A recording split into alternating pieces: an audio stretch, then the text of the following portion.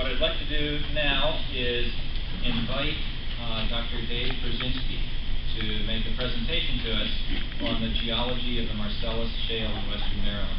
Dave is a senior geologist with the Maryland Geological Survey, which is part of the Department of Natural Resources. Dave has worked for the survey for 27 years.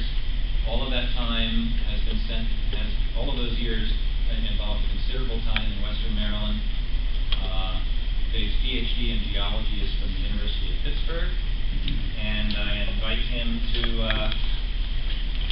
enlighten us. To understand the origin of the Marcellus Shale, we really have to first go back almost 400 million years to understand what was going on right before it was formed. And at that time, there was no North America. We had a paleocontinent called Euramerica, which was a combination of Europe and America, of course. And we were located, Maryland was located about 30 degrees south latitude at that time.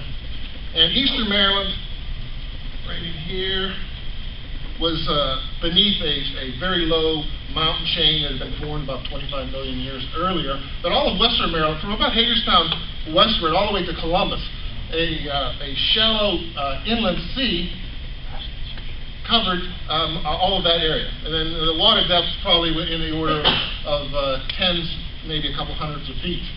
And in this shallow sea, you had a major, extensive sandstone being formed, the Arispe sandstone, which is one of the main gas producers in western Maryland and the north central Appalachians.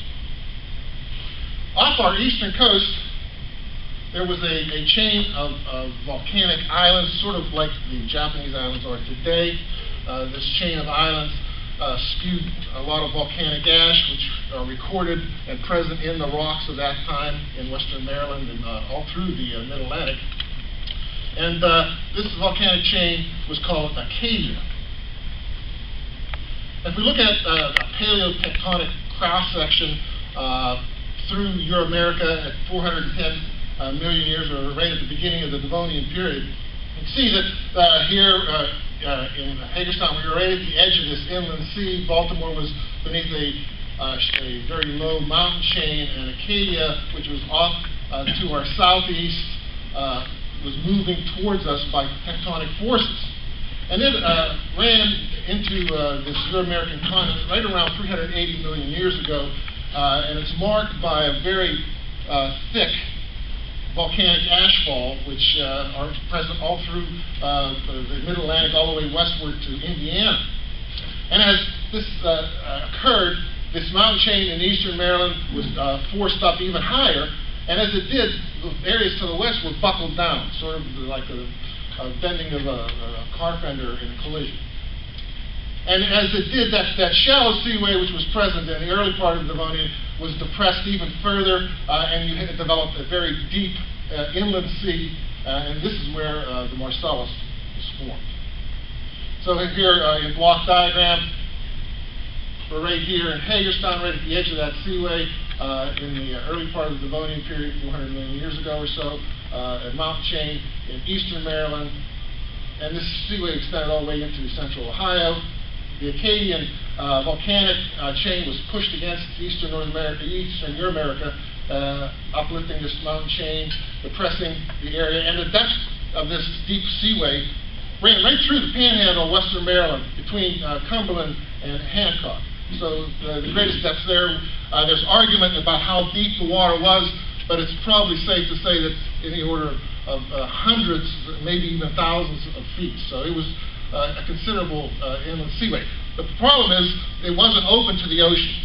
That seaway, if I can go back to the paleogeography, the seaway down here opened in the area of Alabama and Georgia to the open ocean, and it was a very narrow, constricted area, sort of like the Straits of Hormuz for the Persian Gulf today. And this did not let into this seaway a lot of oceanic currents. And so the only churning of the oceans were from surface waves created by wind. And a good analogy might be today's Black Sea. In the Black Sea, you have water depths in excess of 7,000 feet to the south, where black very carbon-rich muds are being deposited. And this shallows to the north, where you have only a couple hundred feet of water depth along its northern boundary. And so if I can just go back one more time, and you can see that the seaway, as it's envisioned here, the greatest depth through eastern or western Maryland up into eastern Pennsylvania, and it's shallow into western Pennsylvania, eastern Ohio, where water depths probably may have only been a couple hundred feet deep. Now, as a result of that constriction down in the Georgia-Alabama area, there were no deep water currents within the seaway. And as a result, the only agitation to the seaway was by surface waves. And so you had a very thin area, maybe 100, maybe 200 feet, that was churned up near the surface of this seaway. And this churning allowed oxygen in the water, and there was a lot of life, plankton, animals living in that water column, but only things that could swim and float. Because of the lack of deep water sea currents, there was a very strong stratification that occurred, a density layer called a pycnocline. We're not sure whether it's by created strictly by temperature or by salinity, but it's a very strong change, the result of which below this pycnocline there was almost no oxygen in the water column. Above it you had very well oxygenated waters. And things that would live up in the upper part of the water column died, would sink down below this pycnocline into these anoxic, oxygen-deficient waters, and they would be attacked by bacteria, and then the sulfate in the seawater produced hydrogen sulfide, a number of sulfide minerals, including pyrite, the most common, and at the bottom of the seafloor accumulated a lot of carbon mud, the remains of these plants and animals. And this is a sod slab of the Marcellus. And if you look very closely, it's a little difficult because of the lighting, but you can see alternation between very dark layers and lighter gray layers. And these lighter gray layers are clay deposited within the seaway. The dark are pure carbon material, the remains of these plants and animals that lived above the stratification level.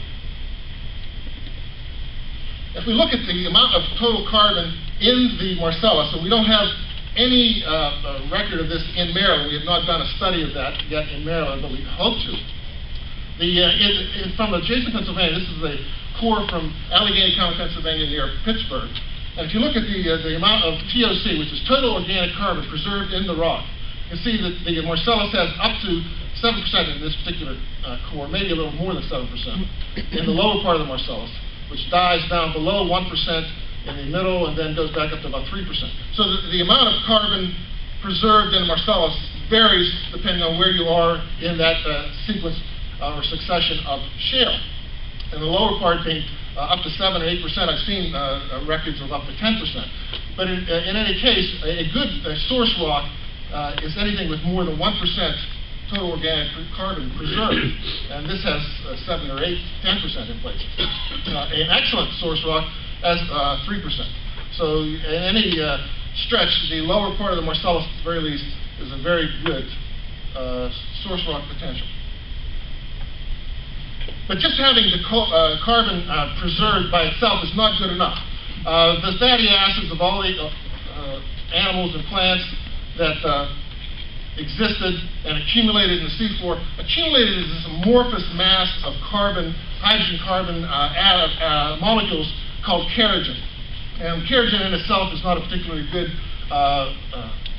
producer of hydrocarbon, but as the Marcellus was buried by over tens of thousands of feet of rock during the latter part of the Devonian period and through to the later part of the Paleozoic, the accumulation of all this rock above it produced a heating of this kerogen, this organic matter on the seafloor that was once on the seafloor.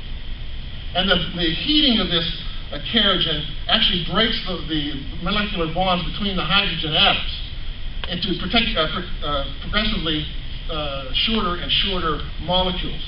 First through moderate length molecules like octane, and butane, which are liquid at room temperature, i.e. petroleum, and then into propane, and ultimately into a molecule of methane, the main component of natural gas. So it's this heating up through time of the kerogen that produces the hydrocarbons that we see preserved in rocks today.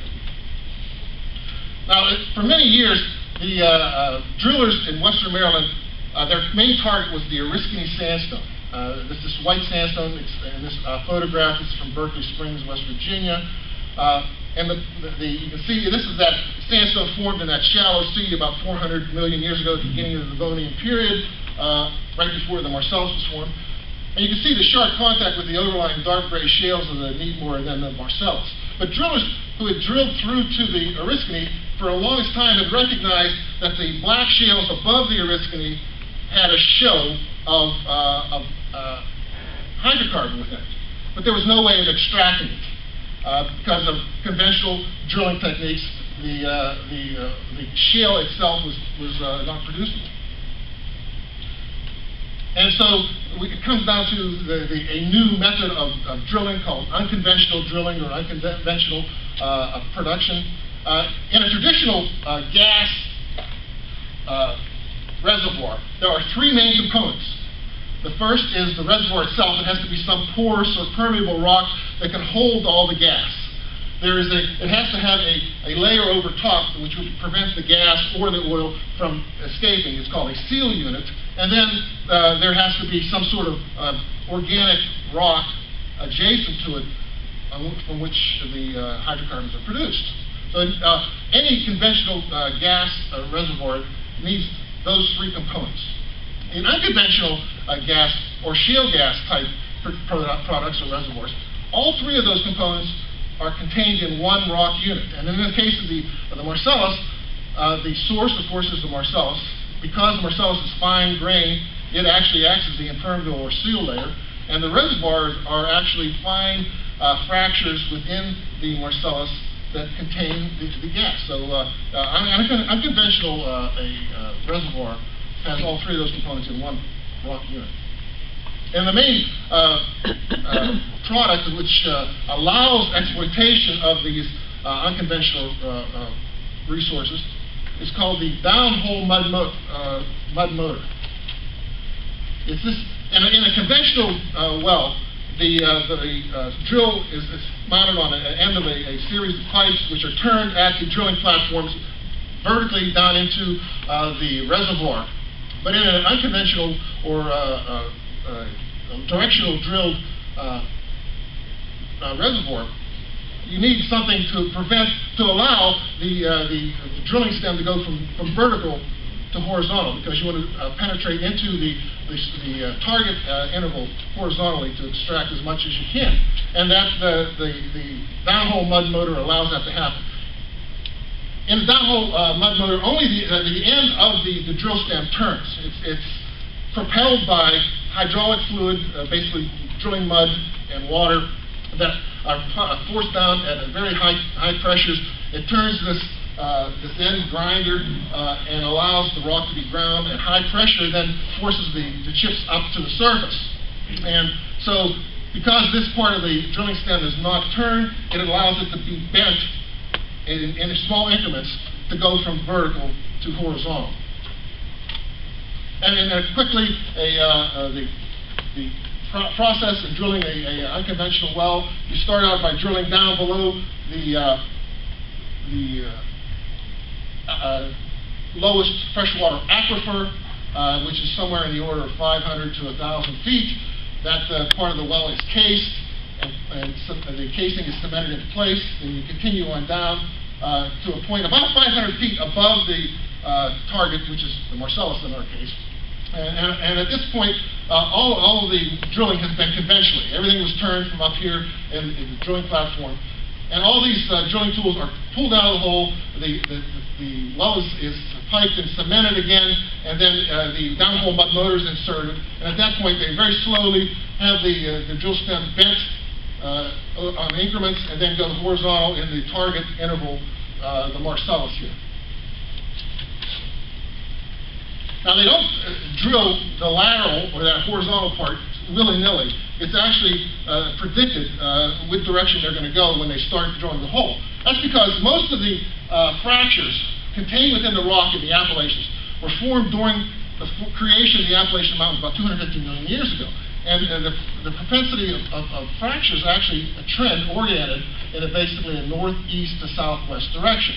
And so if you drilled parallel to those fractures, you would intersect only very few of these intervals, these fractures, which would allow the gas to flow into the drill pipe or the pipe after production is started. And so the idea is to drill perpendicular to them, so you drill and intersect as many of these fractures as possible in your horizontal part of the well. And the horizontal well with the fractures spaced at anywhere from inches to feet apart, each one of these little fractures actually represents a small reservoir in itself.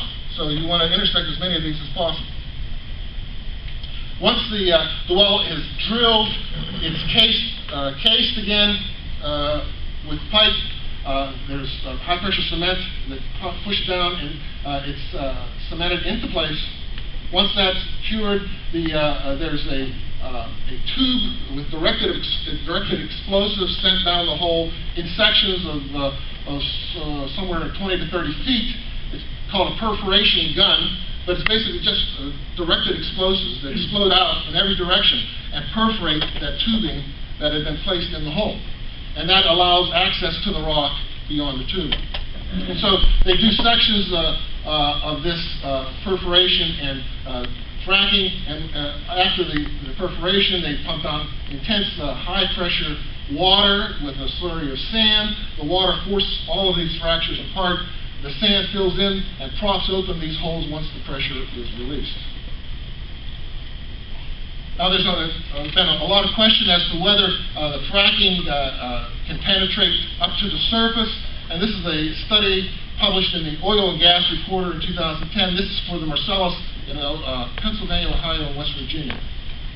And through the microseismic, they determined that the amount of and extent of the fracking in the surrounding country rock surrounding the Marcellus can be up to 2,000 feet above the well bore, the horizontal, the lateral, and as low as a couple hundred feet. And it varies from site to site, but the very most is somewhere between 2,000 and probably about 500 feet. And you can see that the freshwater aquifers in this particular study penetrated, they average about 500 feet below the surface, one site down to 1,000 feet. So that's pretty much the average as we've seen in Maryland in studies of aquifers in Garrett County by Mark Wiegand. In Maryland, Marcellus occurs in several belts, the most prominent of which is in Garrett County and the western Allegheny. It runs from Dan's Mountain westward throughout western Allegheny and Garrett County. There are some minor areas underlying beneath Cumberland and beneath Hancock, or just east of Hancock. These are very shallow and probably never contained much gas, if any was produced there. And then there's a belt that runs from Martin Mountain eastward to Tenalloway Ridge, under which Green Ridge State Forest and Silent and Town Hills are located. You can see these are the locations right here, here, and here of Maryland's current known gas fields. And these are risking fields from that sandstone below the Marcellus. If we would drill a well in Frostburg, we're very near the outcrop belt of the Pittsburgh Coal in Frostburg. The depth of the Marcellus is somewhere between 7,000 and 8,000 feet. So there's about 7,000 to 8,000 feet of strata that intervene between the surface and the Marcellus right there in the Frostburg area. It varies within the state. And here's a generalized map showing how much it varies. You can see Siding Hill, Town Hill, almost 10,000 feet of intervening rock occurs between the Marcellus and the surface. That area of outcrop or underlain by the Marcellus near Cumberland and Hancock, east of Hancock, it's very shallow, 4,000 feet and less in many cases. Also, the Georges Creek Valley 8,000 feet. It's thinnest in western Maryland. It's thinnest in the Deer Park anticline, stretching from Appleton down to Mountain Lake Park, and then the accident field right here. Throughout the rest of Garrett County, it's in the order of 5,000 to 6,000 feet in depth. The thickness of the Marcellus changes dramatically across western Maryland. In the accident field and the Mountain Lake Park field, it's about 150 feet thick. But if you progress eastward through Allegheny County into western Washington County, the minimum it is 350 feet. We have not seen a complete section of the Marcellus in western Washington County, but where we have sections described, it's over 350 feet thick. So it thickens dramatically eastward in the state. Okay, then, since this was a summary talk in itself, let me just say that the Marcellus, because it's a continuous source, or unconventional reservoir, source, and seal unit, that everywhere it occurs in the subsurface actually represents a reservoir of the Marcellus. And so this talk, in summary, is online. At least a longer version is online on the Maryland Geologic Survey webpage as a PDF. And then we also produced a short downloadable pamphlet, information pamphlet, that's also downloadable from the Maryland Geologic Survey webpage. Be happy to answer any questions. Thank you. Fellow commissioners, Yes. any questions that you would like to ask? Yeah, the source of the gas in the Oriskany sands is the Marcellus, is that right? That's right. Does there have to be a discontinuity so that the sandstone is above the Marcellus, or can it flow downward into the Oriskany sands? In the western Maryland field, each one that's been studied, the Marcellus and the Oriskany are related not by just a simple one-on-one relation. They are faulted into position along the accident anticline and the Deer Park anticline. And so as they're faulted deep in position, the Oriskany is actually put in places on top of the Marcellus. So it allows the gas to go into the Oriskany. And then it's overlaid by the Marcellus because it's on the same fault that the Marcellus was part of. So it's actually it's interfingering related to the faulting and the creation of that anticline, the fold. So am I understanding that along that accident, there's a fault there where these two layers intersected? Deep within the accident field. Okay, so, it's never been documented at the surface, but yes, the answer is yes. The short answer is yes, but it's only been mapped in the subsurface by mappers in the subsurface.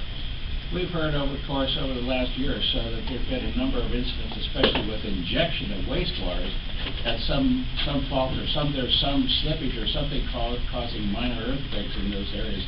Is there any risk of any of that in this area? Well, the thing is, the accident field has been used as gas storage for a long time. So they've been pumping high-pressure gas into that field, and that's my knowledge, we haven't had any seismic activity. But the particular ones, like in Youngstown, in eastern Ohio, where the wastewaters have been injected, those faults are very ancient faults. They go back over 1 billion years and are in what is known as the basement, the deepest rocks we know, okay, the basic crust. And when you force the crust apart really deep, then there's almost likely to be some sort of seismic activity. So the crust is far below. How far below the Marcellus is? In the accident in Garrett County, probably in order of 15,000 feet. Well, Doctor, you awful lot that you do know clearly, and we've heard a lot here over the last year about trying to do additional research to find out things we don't know the answers to. Particularly, I know there's a ton of that, obviously, but if you could summarize what isn't known about the hydrology at this point in the western part of the state and how that they interplay with the rock strata. Most of the hydrology that's been studied in western Maryland has been freshwater hydrology. So it's only in that 500 to 1,000 foot water depth that the hydrology has been studied. That's because the potable water is what we're really interested in. How well are the aquifers in Allegheny County and even Washington County? Have they all been mapped? Do we know anything about their depths and the sizes and flows? I'm not aware that we've done a detailed mapping of the freshwater aquifers in Western Maryland. I don't think we have. I'd have to check with the USGS to see if they've attempted that, but I don't believe MGS has. The hypersaline water that comes up with the produced water, is that trapped in these cracks in the Marcellus? Where does that come from? Most of it is trapped. It remains in the well. It stays in formation. No, but I mean, in the formation, where is it trapped? In the cracks in the Marcellus? Or have you heard of most of that water is in very tiny fractures. But a lot of... Go ahead, Dave. It's true, there's saline water in the tiny fractures, but some studies of Marcellus rocks brought up from depth actually have crystalline halite in the matrix of the rock. Halite is sodium chloride, salt. And so when you intersect this formation, you could produce brine from it. You could produce even more brine if you send down fresh water, and it ends up dissolving the salt that's in the rock. So that's sort of two explanations for why what comes up in flowback is commonly extremely salty. That goes back to the 1800s when most of the wells were drilled to intersect the brine, to find the brine for salt, because the early producers they wanted to produce salt water, and then the byproduct was actually gas. So it's pretty common to have salt water come back. Can you speak quickly about the Utica Shale? Utica is about 2,000 feet deeper than the Marcellus. It's 2,000 to 2,500 feet deeper in Maryland. It's formed in a very similar way, but not exactly. It's also a deep water, black shale, and it's actually thicker than the Marcellus here in Maryland. However, I have not seen any studies on carbon, TOC content in the Utica, so I can't speak to that. Do you know whether we're likely to have wet gas as it does in Ohio? No, I think less likely. The deeper you go, the higher the heat, the hotter the rock had become, the more breakage of those molecules occurs. So the deeper you go, the less likely it is to have wet gas. And how far east is that shale water come? The Utica? Yes. The Utica crops out about 3 miles west of us here in the center of the Great Valley. So, but it's not east of that, correct? Roughly. We don't know that east at the surface. It may be buried beneath some very deep old thrust faults. So no chance of getting all of Maryland involved in this, is that right? Probably not.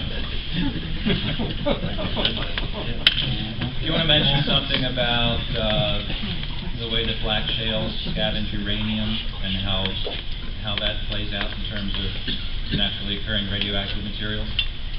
Yes. In most oxygenated marine environments, radioactive elements are present, but are not produced or preserved in the seafloor because of the oxygenated environments.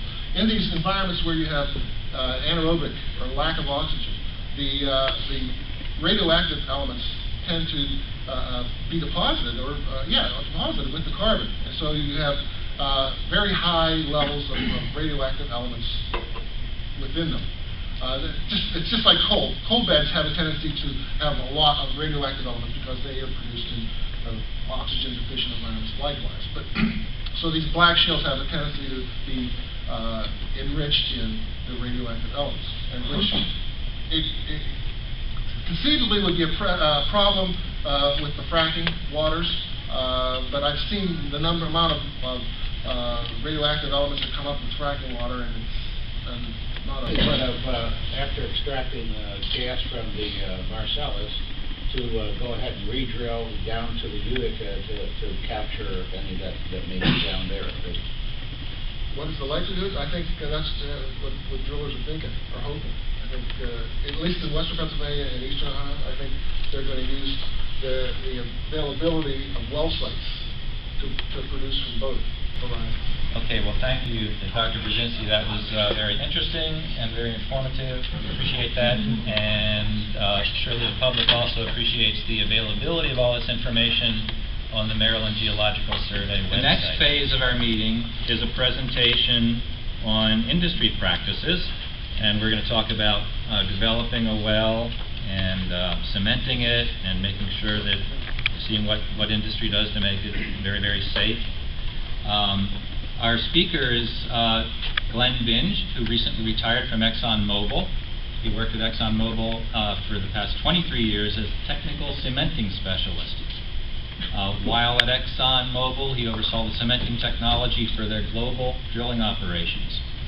He served as a drilling training manager, and he's experienced with all aspects of cementing. Authored numerous papers and texts as well.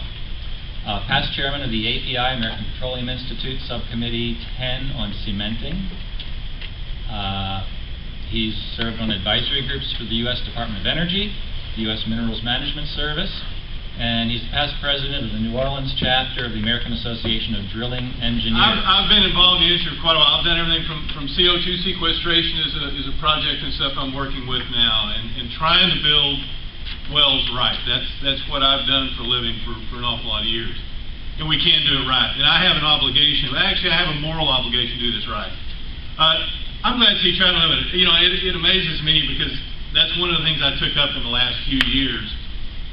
Until I realized there's an animal out there with a brain this big that's a whole lot smarter than I am. I don't know if the trout up here are any easier to catch, but everywhere I've gone out in New Mexico and Colorado, they're not. So if I can figure out how to do that right, then I'll be a lot better off. But I just want to go real quickly through go through this fairly fast.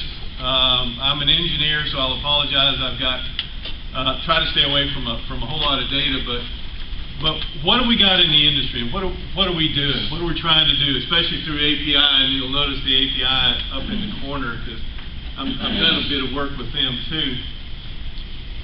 We've really looked at a lot of different things, and there's some standards and best practices that have been adopted by the industry. And before I get too far into this, one of the things is proper wellbore construction, zonal isolation. We want to keep stuff where it belongs, and we want to produce it the way we need to produce it. We have an economic benefit to do that. If it's coming up into the sales line and I can sell it to the public, that's a whole lot better than it going somewhere else. I mean, I'm spending an awful lot of money to do these, so doing this right is very, very important for us. And API standards have gotten a lot of different best practices throughout the years, and recently have really done a lot of work on these. And I want to start out with a caution. I've come from an international oil company. A best practice in West Africa is not the same best practice as West Texas, Western Pennsylvania, or Western Maryland. A best practice has to be put into place for what's happening here. Some of these best practices in here won't apply.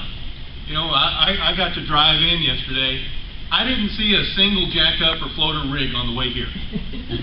There may be, I hadn't been here a whole lot, but some of these best practices, portions of them are dealing with offshore. They won't be applicable here. So, keeping that in mind, some of the things that are in here are very general. Those best practices that API has will be either standalone documents or they're ones that work together. 151R is environmental protection of offshore oil and gas. That one goes cradle to grave. They've got 3 hydraulic fracturing HF documents. All of these are available on the API website. You can go by, look at them, flip through them, look through them. All the stuff is there. And you notice the first one on hydraulic fracturing is well construction. Then there's 65.2 that I was very heavily involved in, is isolating a zone. How do you build a well right? And that's real important. If we don't build it right, then we haven't done our job right. And so we've got an obligation to do that. The goal is really to present plans and programs. the more constrictive I get in that, if I sit back and say, you must do 1, 2, 3, 4, 5, and I have a problem out there, I say, well, I did everything you told me to do. No, the process. How do you go about building these things right? And that's really what's contained in these documents. They try to identify some risks and best practices to mitigate those. Now, one thing I want to do just real quick, the plan is I just want to discuss some evaluation methods on wellbore isolation. You know, how do we know we build it right? And there are some standards and explanations. Now, somebody used to accuse me of being in that picture. I'm not. I was the guy that took the picture. No. Like I say, HF1, if I look at well construction, those have got a lot of well construction guidelines in there. More specifically, the scope is to basically ensure that that internal conduit, that pipe in the ground, comes to surface, is environmentally put in there properly, that we know that it works, that we want to isolate and contain that well's production. And like I say, these are available on the API side. The general principles within that, number one, protect groundwater. And proper well construction and installation of barriers, and a barrier to flow. How do I define those? How do I install those? And how do I test those? And if I need to, how do I monitor those? Those are real important, and that's important for me. I want to make sure I've done the job right. And associated with that are, what are the well designs and considerations? How do I design a well? A best practice in West Africa is a whole lot different in West Texas, a whole lot different somewhere else. Those design criteria have to be specific to an area. So that's in HF1, and in RP 65.2, or I'm sorry, Standard 65.2 is, how do you make sure you've got your well constructed right? And there's 4 steps to it. One is planning, design, testing, and execution. Each one of those is an important phase. I can't not do one of them. I have to do it all. I got to get it planned right. I have to design it properly, test it, and execute it completely. Now in 65.2, there's a lot of different parts to it. One is we define a barrier. And what is it? What does it take to make a barrier to flow? This is the only place we ever defined one. And this I particularly like. I see a group of folks here. APIs are a group of folks. It's us. We have to take every comment that comes in, we resolve. For 65.2, we had 800 comments in the first one, 500 comments before we won. You can go, there's a spreadsheet. For engineers, of course it's a spreadsheet. It has the comment, and what do we do with it? If we incorporated it, if we said, you know, somebody said a comment, I don't like the color of the logo, well, sorry, we only have 2 colors of ink. But all of the technical comments are in there. And this definition took us a long time to come up with. And I really like it. Because I had 2 of those words are mine in there. But a barrier definition for us is a component or practice. So it's a thing, or it's how you apply your business that contributes to total system reliability. And in that, so I've got a component or practice for a total system reliability that prevents liquid or gas flow if properly installed. So I'm going to make sure you put it in properly, that you've done your homework on there, and your total system works. I do not want to depend on one thing. I want to make sure that system fully works, and I test the whole system. Because I can test one thing, and that's fine. You can test the air pressure in one of your tires. Does that mean it's going to make it to the house?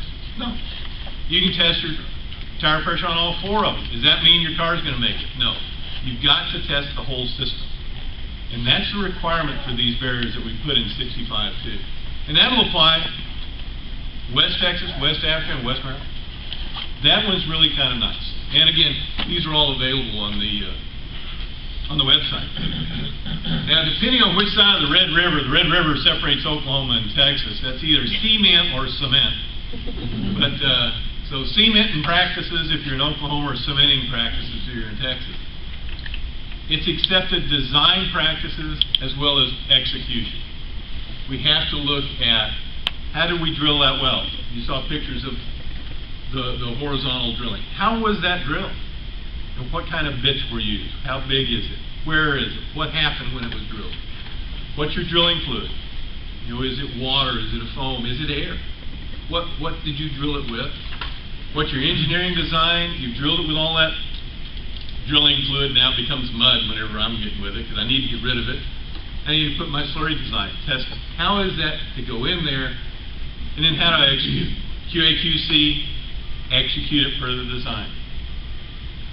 And as I said, I've taught classes for a while, went through a bunch of students, been a bunch of everything else. And that number one statement in there, if I don't do that, don't do it.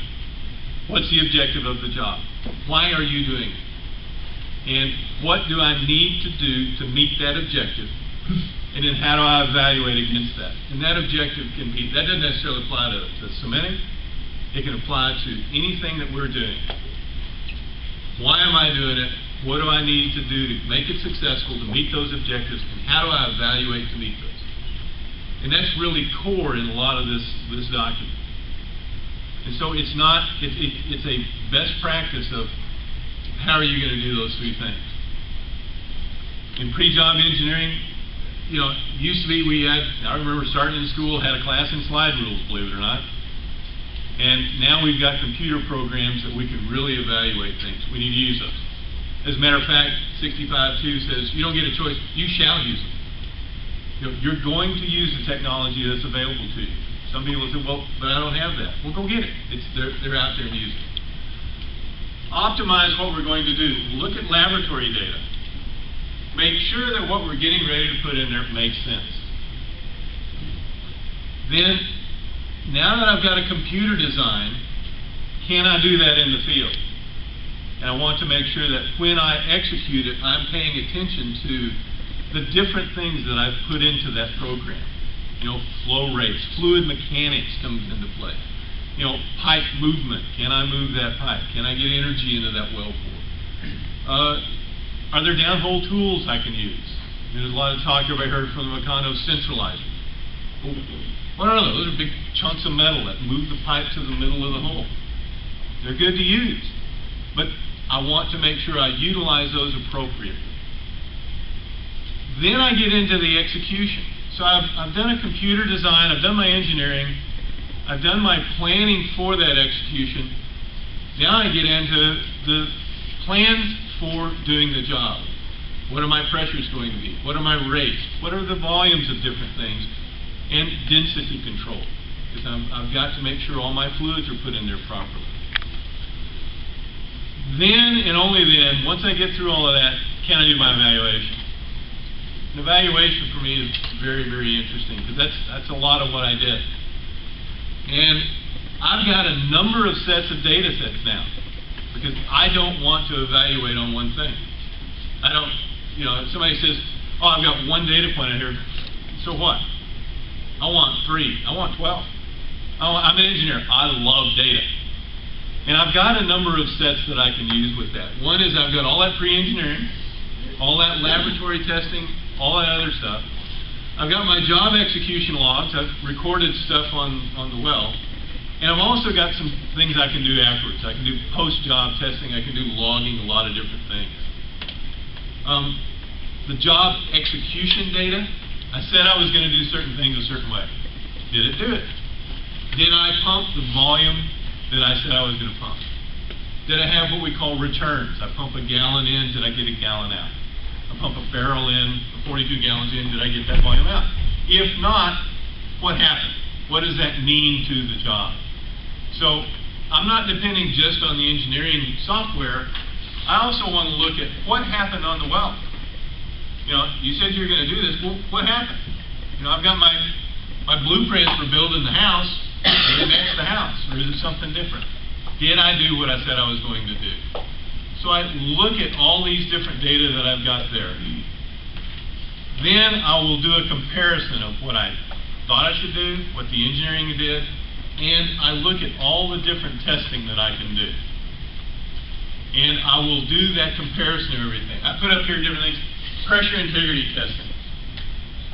I push on it and see if it breaks. I want to pressure that well to a point that I know I can never, I know what my wellbore pressures are. I've got a pretty good idea from that shale. It was so deep and I'm getting so much stuff in there. I want to push on that well harder than it can ever push back to make sure that I can withstand all of the pressures in that well. So I'll do pressure integrity testing. I'll pump on it. If it breaks, I start over. You know, because I want to make sure that I do that. And we've heard about cement evaluation, you know, the bond logs. And those are very good to run. I've run those a lot of different times. But I don't want to depend just on that. I want to look at the events prior to, during, and after the job. I want to look at all my pressure tests, and I want to look at my logging. So now I've got more than one set of data that I'm going to look at to make sure, did I build the well right? Because that's important for me. I can lose that, I'll apologize for that engineering in there. I do temperature logs to determine top of cement, that's TOC. Where is it in the well? How do you find it? I can't see down the well very far. You know, if you ever get a chance to go on a drilling rig, and there'll be guys on the drill floor, and you always see them, they're up there, they're the big tough guys. And if they're all standing there like this, don't go on the rig floor. Because it means that somebody's dropped something down the well that they shouldn't have. Now, I don't care if the well is 1,000 feet or 20,000 feet deep. They're going to go look. You know, it can weigh 200,000 pounds. I know where it is. It's on the way to the bottom of the well. But by golly, they're going to look. And you know the other thing that's going to happen is after everything clears off, you're going to go up to the rig floor. What are you going to do? You're going to go look. It's human nature. We can't see very far down. And so that's why we got to have geologists, guys, because he says, you know, he's looking down, but it took you, what, 470 million years before you hadn't seen it since then. And so we do a lot of different things with these logs. How do we see it? Well, that's the logs. I always caution folks, when you're doing evaluation, did you build it right? Don't ever depend on a single set of data. Somebody says, I did it, and here's my piece of data. Don't depend on that. You know, I do that for a living. Don't depend on a single set of data. You've got to get I've been in Texas too long. You have to do one as designed versus as built. What was I anticipating on doing? What did it do? And all of that data should be combined and evaluated, and at the end of the day, ask yourself, does it make sense? And from an engineer standpoint, I can prove a lot of different things up in here, but I used to always tell my engineers, ask yourself this, does it make sense? Does that data make sense based on all of the stuff you have? And I always put it down. My favorite thing is when I get a geologist, because they're the ones who always bring it to me, this log. They put this big log out here. And I'll show you an example one. It's got all these squiggly lines on there. I say, well, what do you think? Nice log with lots of squiggly lines. Let's put it down and let's talk about what happened on the well. Did it do what you thought it was going to do? What was your engineering? What was your execution? Because really and truly, without an understanding of what happened on location, the evaluation of those logs can really be subject to a lot of error. I really caution folks that don't look at that single piece of data. Don't attempt to perform what I'll call a well-bore cement evaluation on one set. And here's a couple of bond logs. I'll apologize, the lights are kind of tough. Now, what a bond log does is it knocks on the side of the pipe, and it listens. And it listens for the echo. And if you think about having a bell, and I can ring that bell, and it'll ring, and it's what we call free pipe. And that's what this is over here. That's real loud ringing, if you will. And if you put something around that bell and then hit it again, it doesn't ring as loud. And a very simplified thing, okay, that's stuff around the outside of cement, and it keeps it from ringing. So there's a direct relationship with how loud and what's on the backside, what's on that annulus space. Very, very good. It works great. Over here, you'll notice the little black lines, they're kind of gone. You see this line here, that's how loud. That's moved over to the side and it's not making any noise. The big thing over here is a gamma ray that picks up, that's where the formation is. So in this particular example, this log over here, this is at 12,000 feet, this log over here, very, very good cement job. Excellent isolation. We've got a lot of stuff in there just from this log. I also know the well, so I know it's a good well because we did all the other data. This one, yeah, not so good. I would not trust that on its own. Well, that's exactly the same well. The one on the left was run without pressure on the pipe. The one on the right was run with pressure on the pipe. Because this is at 12,000 feet, we changed fluids and that pipe relaxed a little bit when I was running along. And so when you put it back to the way it's going to be produced, you actually had this type of flow. So, and we knew that based on what we'd done with the well. Otherwise, I'd have sat there and said, well, I've got to go fix that. And if you tried to fix it, you would have actually destroyed the bonding in the well. So understanding what's happening and being able to read these is much more than just looking at, here's the bond log, do a full evaluation. Now, I've blown through API a lot. I've gone through these best practices a bunch. But the main things to be gathered from this and from the recommended practices that API has or the standards that they have, the number one thing, what are the design objectives of the well? What do I need to get done? I've got to have a plan to meet those objectives. I want a plan to evaluate how I met those objectives. And then I want to make sure that that execution met all those objectives.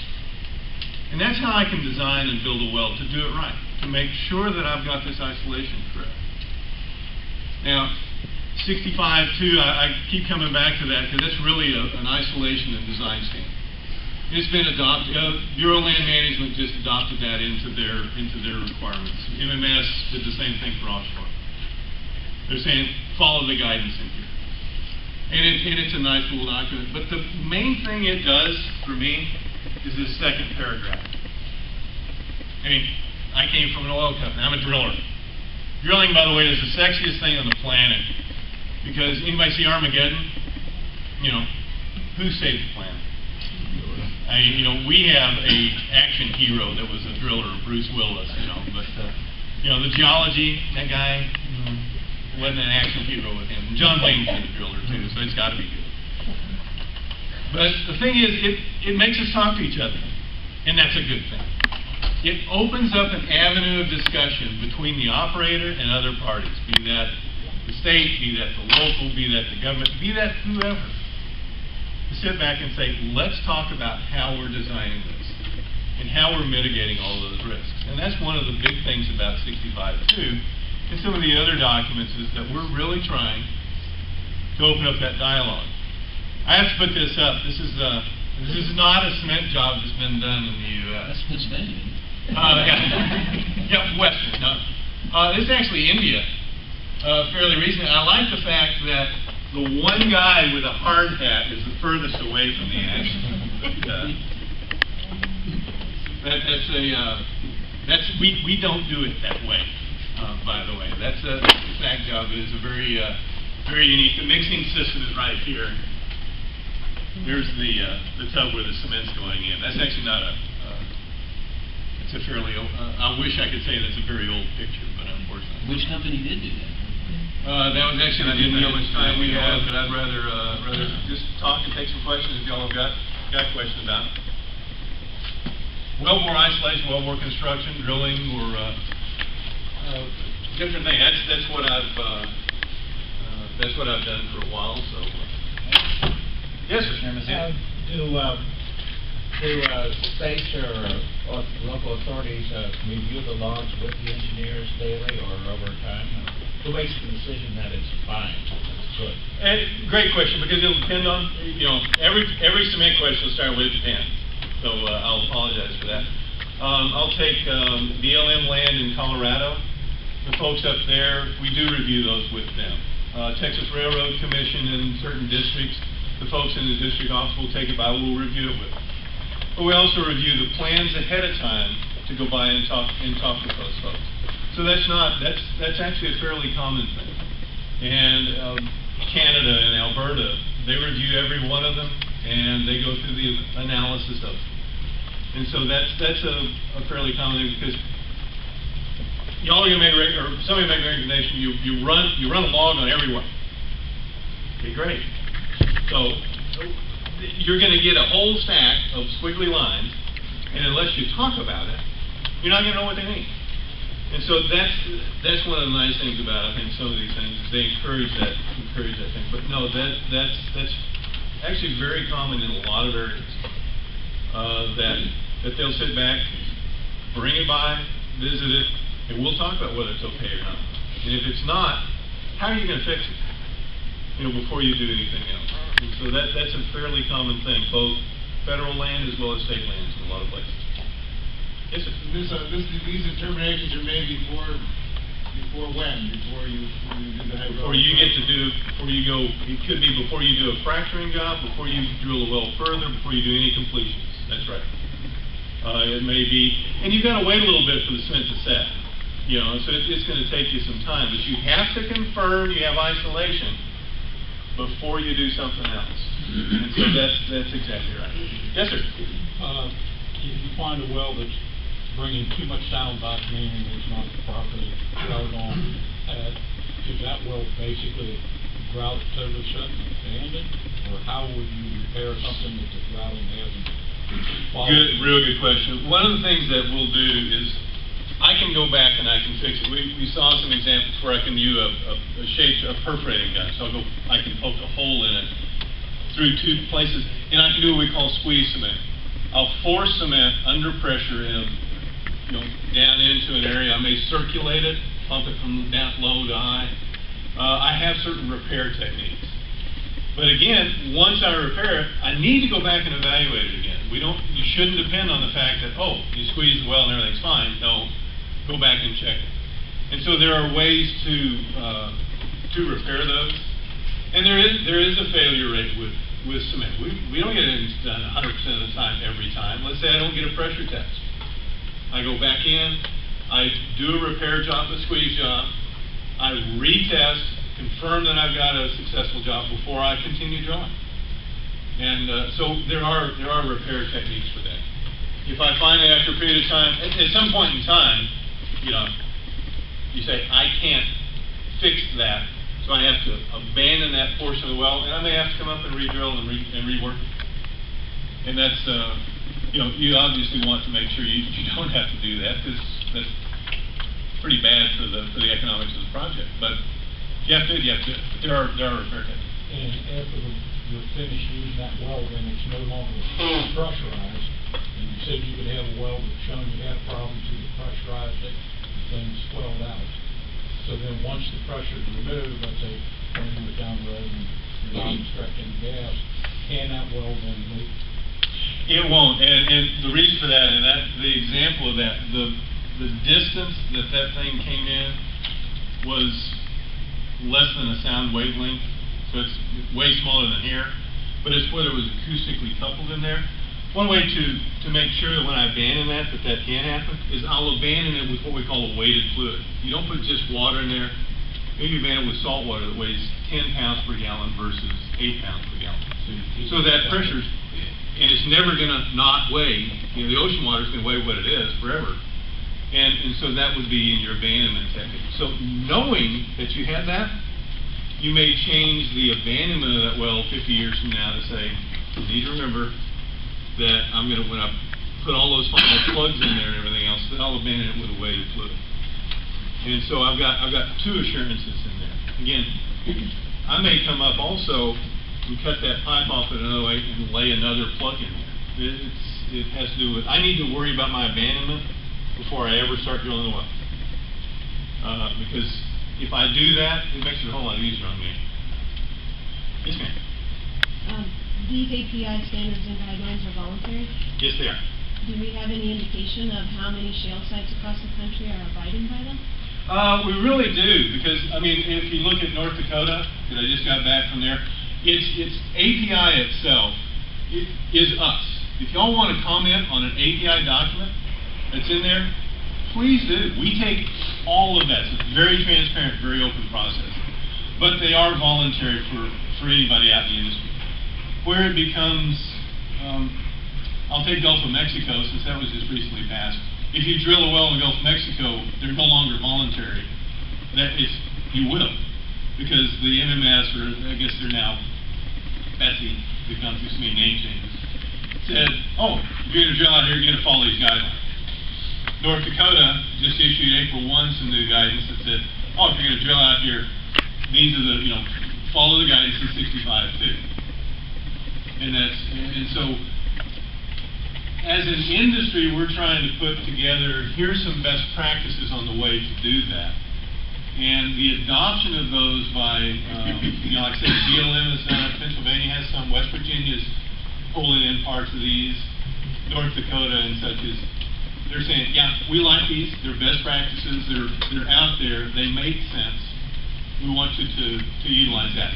Now, that's your sense, and they can do things up and above and beyond all those as well, and that's a lot of folks have done that as well. Well, part of what we're trying to get at with our commission here is determining how to do it better than where it's failed in a lot of other places. Right.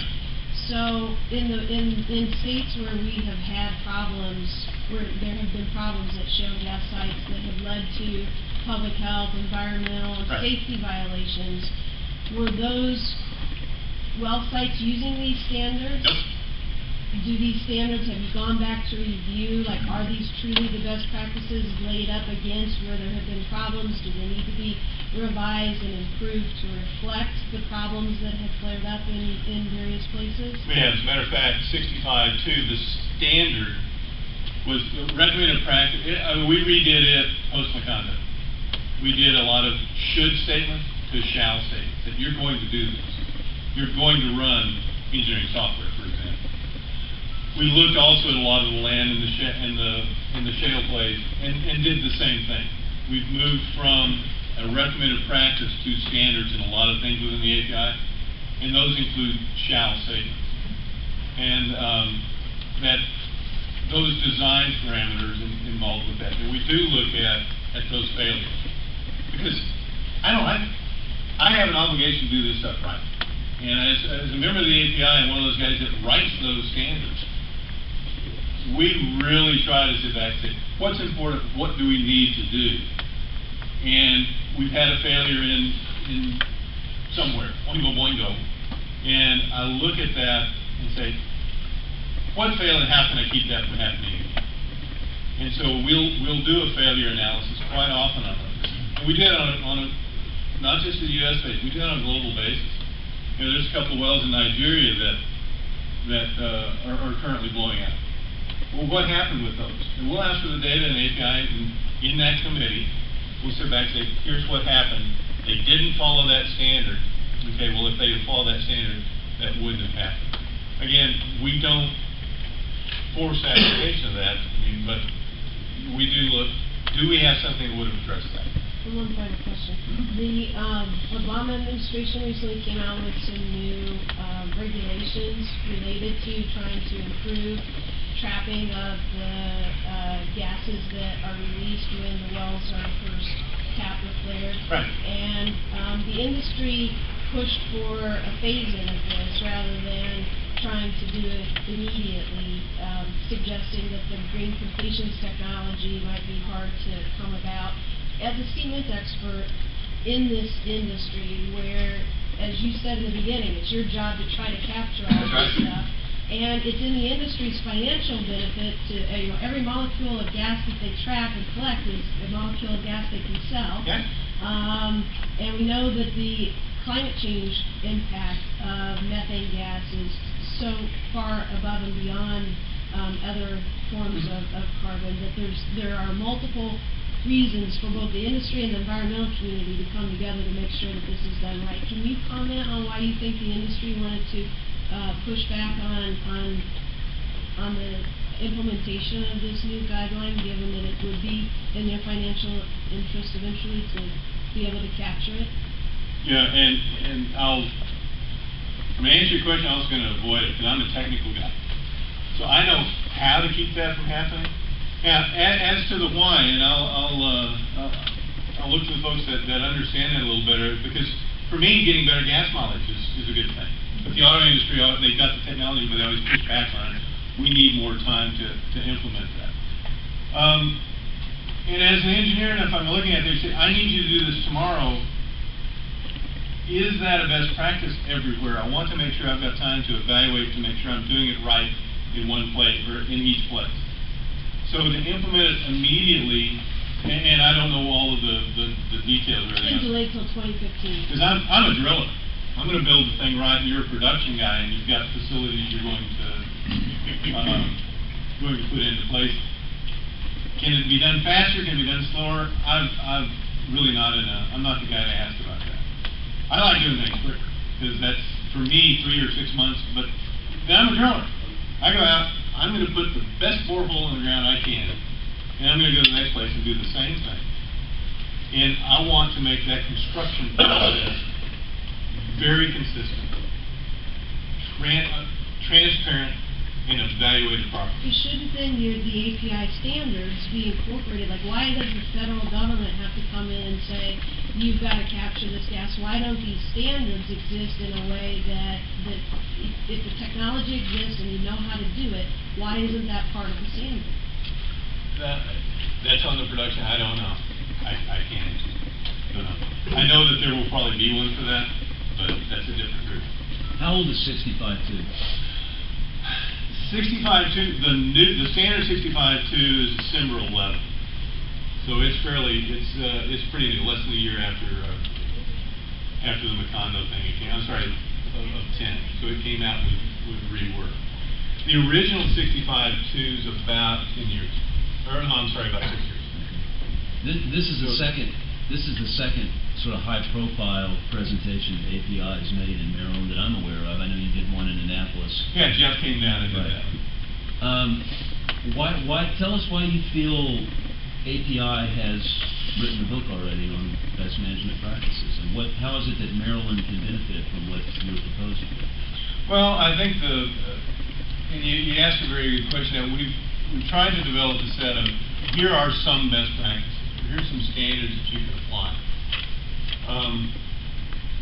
And having been involved in working on those best practices and build it right. And for me, there's a set of standards that, those of us that went into there, if I follow those, I know I've got it right and I'm evaluating it properly. Where it can benefit Maryland or anywhere else is, here's a set of standards that you can at least start with and adopt in. I don't want you adopting something that's less. I mean, I guess I'll be just real honest with you. There was a frequently asked question that came out of one of the websites from one of the states where they said, you're going to centralize your pipe. That's a best practice. That's in 65.2. Get the pipe in the middle of the well, centralize. The frequently asked question, and that bugged me that it was frequently asked, the question was, do I need to use store-bought centralizers or can I make my own? And I'm sorry I threw up on my computer. Because I don't know, I've been to Costco, Sam's, and Target, and I guarantee there ain't a section on centralizers. You can go buy and get those. That's a piece of equipment that's tested, it's designed properly. I mean, I've got standards and specs for it. But that bothers me that question we asked, well, can I go make my own? For me, the answer is no. Use something right. So answer my basic question is, do you see this as a kind of plug-and-play situation with your best management practices, or is this a starting point? I think it's a great starting point. Okay. Is it the end point? A best practice is where you live. I'm not going to sit here. Some of these best practices will not apply to you. And there are some others that you may need above this. But I would use as a baseline, again, whenever I'm API, it's a global document. And so there's a lot of overplay and everything else, but it has to apply in West Texas, West Africa, and West Oingo, Boingo, or whatever. So there are some very good things that are in there, but it's sound engineering judgment has got to be applied to your wells, because I can't come in. And one of the real problems that folks that I have, they say, "Oh yeah, I've drilled horizontal wells and such, and I don't know wherever I know how to do that. I'm going to come in and do that." No. You have to evaluate the geology. You have to understand what you're doing.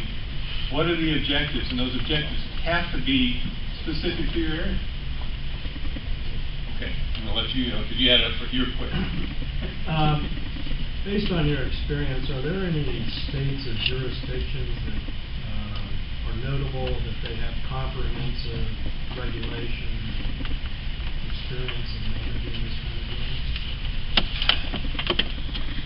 Texas Railroad Commission has some pretty good oil and gas, regs and stuff that have worked real well. They seem to work pretty well. Some of the ones in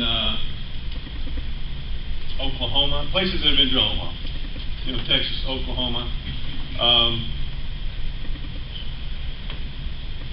Wyoming. I'm thinking I'm always over in the West, but Wyoming, in Montana area have some others. Those are the ones I'm most familiar with because I've worked a lot with drilling wells in those areas. If you go to Colorado laws, a lot of times they divert over to, let's say, Bureau of Land Management, and BLM, quite frankly, was behind, but now they're kind of catching up. But for looking for guidance, things like Railroad Commission, Oklahoma Corporation Commission, Montana, South Dakota just issued some new ones. Haven't gone through all of those, but in talking with the guys up there a few weeks ago, they look pretty good. What about Europe? Germany, really good. The first horizontal well fracturing, all this was put out in Germany. Several years ago we did it. I was with Mobil at the time. We did a lot of those projects out in there. Where that was actually below the Zechstein salt in Germany was where this all started. Was how can we do multiple fracturing for gas and gas storage? And Germany's got some fairly good ones. A lot of the international laws revert back to API and ISO, International Standards Organization. They're duplicate documents with everything, so we work very closely with both groups. Norway is good, but it's more people than things and processes. It's probably one of the more restrictive as far as people are concerned. And not to try to take anything away from anywhere else, I would not necessarily look at the ones in West Africa they don't meet, I came to a company, if they didn't meet our corporate standards, we always applied our corporate standards if they were higher. And in West Africa, we were always applying our corporate standards.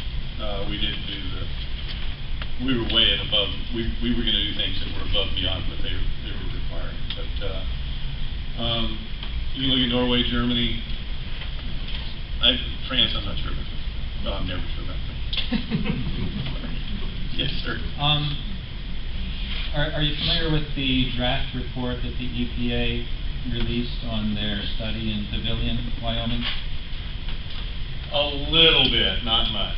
Because the reason I ask you is that they include in there a number of cement logs. Mm-hmm. And they hold these up as evidence that a number of the cement bonding jobs were suspect at best. Have you seen those? I've seen a couple of them, and they're right. Yeah, they didn't build right. And you have a data set. Now again, that's based on that log didn't look right. If I see that, why? Well, that's what I'm wondering. What happened? What you said earlier was sort of saying you can't just depend on a single cement log. You need to see the history of that well and the history of the process to try to interpret it. But I was just wondering on your take on those logs, whether they really look as bad as EPA interpreted them. They didn't look good. Okay. Now the next question is why? Well, EPA they didn't go into saying the why, because again they're using a single data point saying it doesn't look good, therefore, well, it doesn't look good because of this, this, and this. There may be very good reasons that they don't look good, and there may be we didn't have full well circulation, we didn't centralize, lots of different things. As that cement engineer guy, he was like, what happened? How did we get there? And how could we? What standards did we not apply to get there? What went wrong? And so I've got this real desire to go back and say, well, I want to find out what happened and how do we keep that from happening time and time again. So we keep doing that stuff. I'm sorry, you need to understand. And rightfully so, yeah. Because if we don't do it right, Follow up. I just want to add that in the pavilion case is a lot different from Western Maryland. oh, They were fracking just a couple, sometimes as little as 500 feet below the lowest municipal water well. Yeah. Which is just crazy, I think. But we won't do that here, right? I agree. It's like, you guys think that you're tough. My mom has some land up in Oklahoma. Yeah, we inherited from my grandmother. Y'all think y'all are tough. Wait till they drill a well on your mom's land and you work in the oil industry. You think you're tough? It's like Charles is watering his cows with that thing. You know where that well is because we went out there. By God, you make sure it's right. I said, Mom, there is no problem. We will. Right, and the company that did a great job. Yes, As you mentioned earlier, all standards should be local, and H65-2 is general. Have you looked at, has API looked, or other folks looked at the standard for Marcellus, say that we're already seeing issues, and data from Pennsylvania, say, and West Virginia? Where can these be tweaked, how they should be tweaked for Marcellus? And number two, am I remembering something about in this geological area that you might have to consider a double cementing through the aquifer area? Is there a place for double cementing? Oh, actually, and I really appreciate that. I get to draw on the board. I've been wanting to do this forever. And I'm going to draw a triangle at the bottom of that. That just means that that's the bottom of the well. There's not really a triangle on the end of it. That's just sort of the way drillers do it. And so I'm going to run the first casing string, and I'm going to put over here is my water zone. And so now I've got, and as I've drilled this well, I've done a cement job. So here's my rig up here, here's my driller. You have to drill it. And so now I've drilled a hole in the ground, and I've lowered a piece of pipe in there, and I've done a cement job. And I've done the evaluations on this. And to scale, if I did this to scale, I'd be 5 stories down. But the well we typically think of is it's going to do this. Now I'm going to run another piece of pipe, cement it, and go on from there. Depending on what your local practice is, Chesapeake in Pennsylvania is an example, and they ran there. You can run another piece of pipe,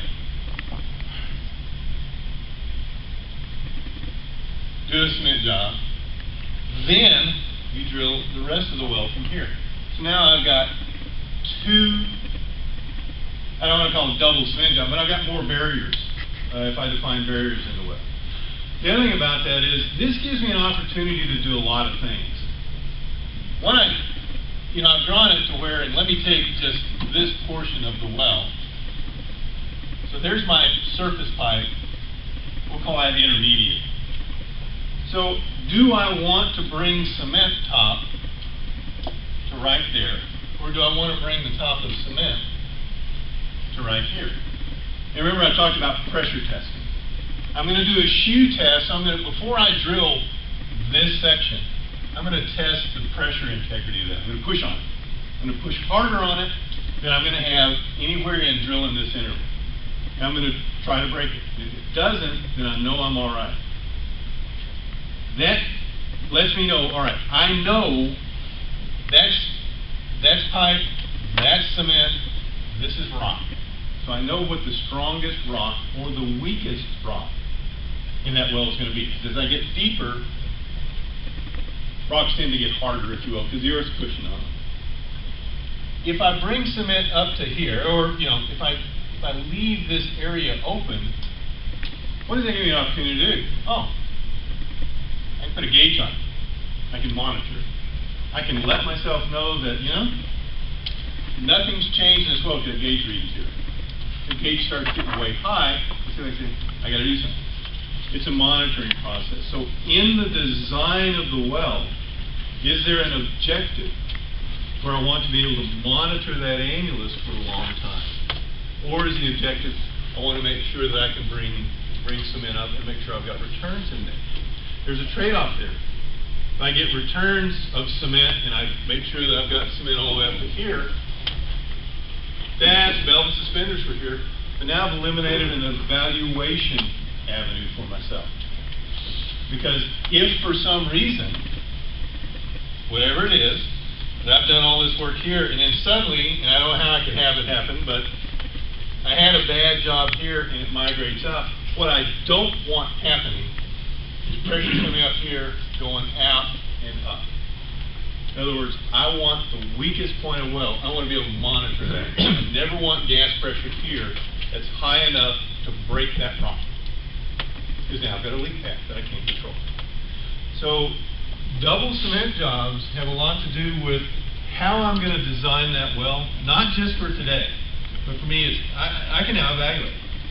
For me, that's a value. I can put a little solar panel on there, and they can send data once a day to some. They can fill that spreadsheet in, but that allows you to do something.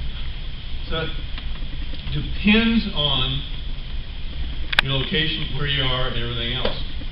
Quite frankly, I like those because it gives me another opportunity. I've got testing here, evaluations, and I can do all this.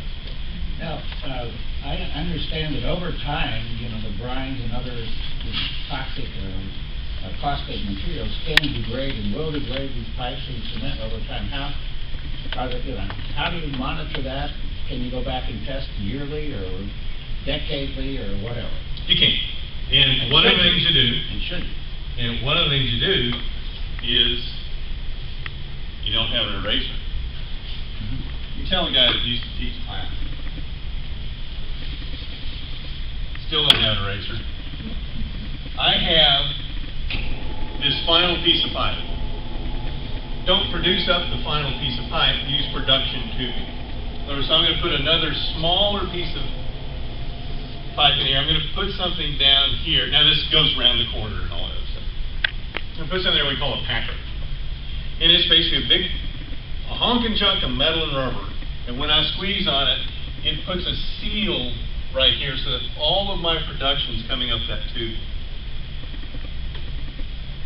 And I put a gauge on that annulus. It's called the A annulus. And I monitor that. If that ever shows movement, it means I've got corrosion and a hole in that pipe. You stop, you pull that out, put a new one in. Do all your evaluations there. That also means this string of pipe hasn't seen that corrosion, wherever, so I can monitor that over time. I can put a fluid in here, we call it a packer fluid, that's got an inhibitor in there. It says, if I ever get some bad junk in here, that inhibitor is going to react with it, keep it from corroding this outside, and I've got it monitored.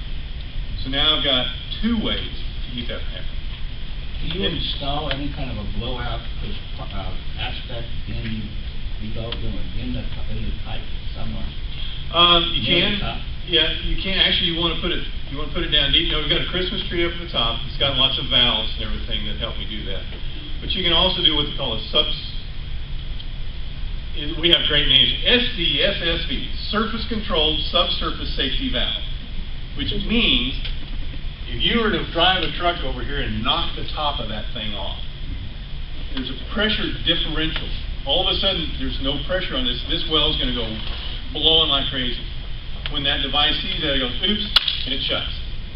Because there's a little valve in there that's held open by that, and it'll close. Around Iraq War, all those wells that were blowing out and everything else did not have a subsurface safety valve on any of them. If they had, Hussein could have come in, blown those things all smithereens, and it would go, and that'd have been it. Because those subsurface safety valves prevent that from happening. What percent of our wells, gas wells, have those? Or do they all have? If they're naturally flowing, yes, most all of them will have it. I don't know of many that don't. Something they need to have. Well, again, yeah, that's I like it. Yeah. It's a safety device. Why, I was thinking, well, why not? And it just fits right here. It's a piece of the tubing. And so if something bad goes wrong, if I wind up and drive a truck into it, knock the wellhead off, I want to be able to control that. The subsurface safety valves are real common. And they're surface controlled. So that's the SC in the SCSSV. So a little bitty line, the stainless steel that comes up and it's full of fluid.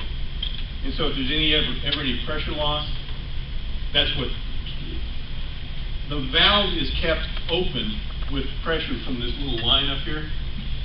So if it fails closed. And that's what you want. You don't want it to, you want it to fail closed. You don't want it to fail open. Okay, just a few more questions. Harry? You've obviously had experience with regulators throughout the country. What can you tell Maryland? Where should Maryland put its resources? What kind of resources does a state regulating oil and gas need, especially on the engineering side? What would you, if you were hired by Maryland to give the state regulators advice? What do they need? I mean, I've seen it in Pennsylvania. I sometimes say we don't have enough of something, but too much of another, and not enough inspectors, not enough engineers, that kind of thing. Yeah. What makes a good regulatory industry interface to make this all work? You know, and because I work a lot with a lot of different folks, and it's fun to make.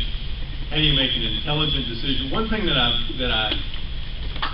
see in talking with people, and that's why I bring up like 65.2 in the very end of it. It says it opens a conversation between the industry and the regulatory people, or the industry and anybody else. We need to talk to folks. And within that respect, if I sit back and said, let's make a regulation that says that, by golly, thou shalt run a cement bond log on every well. You shall run this and you shall run this. You've got a list of 6, 8, 10, 12, I don't care how many things you're going to have it done. And then I have a well failure. I'm Joe Blow or Bubba Drilling Company, and I go out, and the first thing I'm going to do is say, okay, I need to just barely meet that.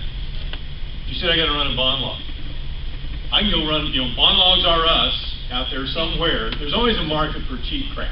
And I'm sorry, everybody knows that. And so I don't want to get myself into the position to where you have a well failure and the guy can come back to you and says, I did everything you told me to do.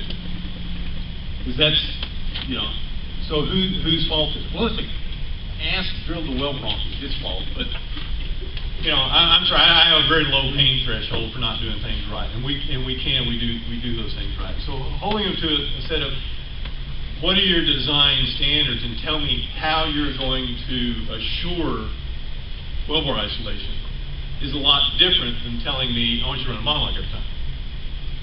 And so that interface of understanding from the, you got to have the engineer in there, you need a geologist in there to sit back and say, how are we going to construct these correctly?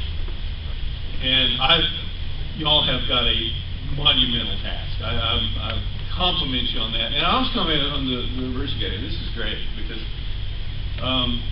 we need to make sure we do it right. We need to be held to those standards. And now, what are those standards? Texas has got some good ones that work. In different places, look for those for guidance. These are minimums for me. I mean, they're very nice. They're best practices. They are part of, we've gone through thousands of comments on there to resolve. So, thanks. That's a great dovetail to my question. Based on those thousands of comments, if those standards are put together in any way similar to the way regulations are put together at the state and federal level, when those comments come in, there's a range of pressure points of people wanting there to be a lower standard and people wanting there to be just, the fullest, highest standard, and then there's some sort of compromise in between. That's right.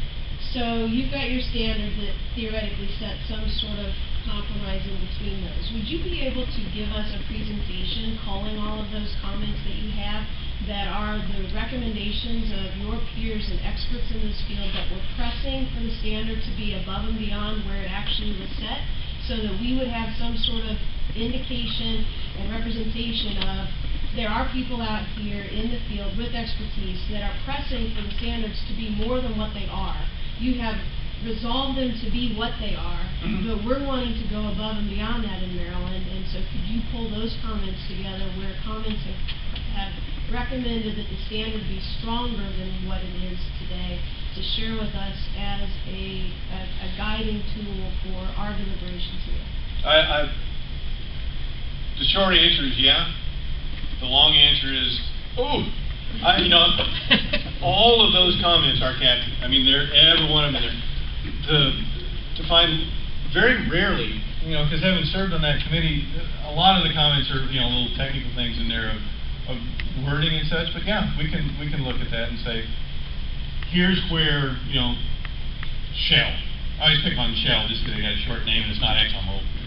But Shale said, well, we want it here versus there. We said, no, we want it more stringent than that, and it'll come down to where it's going to come down to the shall statements. Where do we believe that it was important enough to make you do it? And that's really part of the arguments we have. Yeah, we should do it. We all kind of know what should, but no, you shall. And that's where a lot of the questions come in as to, no, we are going to hold you to that standard. So the standard itself may not have changed from a 10 to a 20, for example, but it's the shall statements, and we can do that. Well, that wouldn't be difficult. We could on our own decide to take everything in the standards that are shoulds and make them the shalls. But my question is more about what has been recommended in cases by experts that doesn't even appear in the standards at all. I'll have to look and see. I think that data should be available. I mean, it's put together by engineers. If it's data, we got it. Mr. Green, thank you very much. Thank you all. I really appreciate the time today. Presentation. Appreciate it. Appreciate it. The next part of our meeting is the status of Maryland's best practices study, which has been put in the lap of Dr. Keith Eshelman. Keith is with the Appalachian Laboratory, University of Maryland Center for Environmental Science. He's been working there since 1995, first as an associate professor and now as a professor. Keith has a background in environmental sciences from Virginia, civil engineering from something called Massachusetts Institute of Technology, and a PhD from MIT in water resources. So as David said, this has fallen in my lap about January or so when I was getting ready for my class this semester. I got the call from our president that there was an opportunity to contribute to helping Maryland address Marcellus Shale drilling, its prospects, and so forth.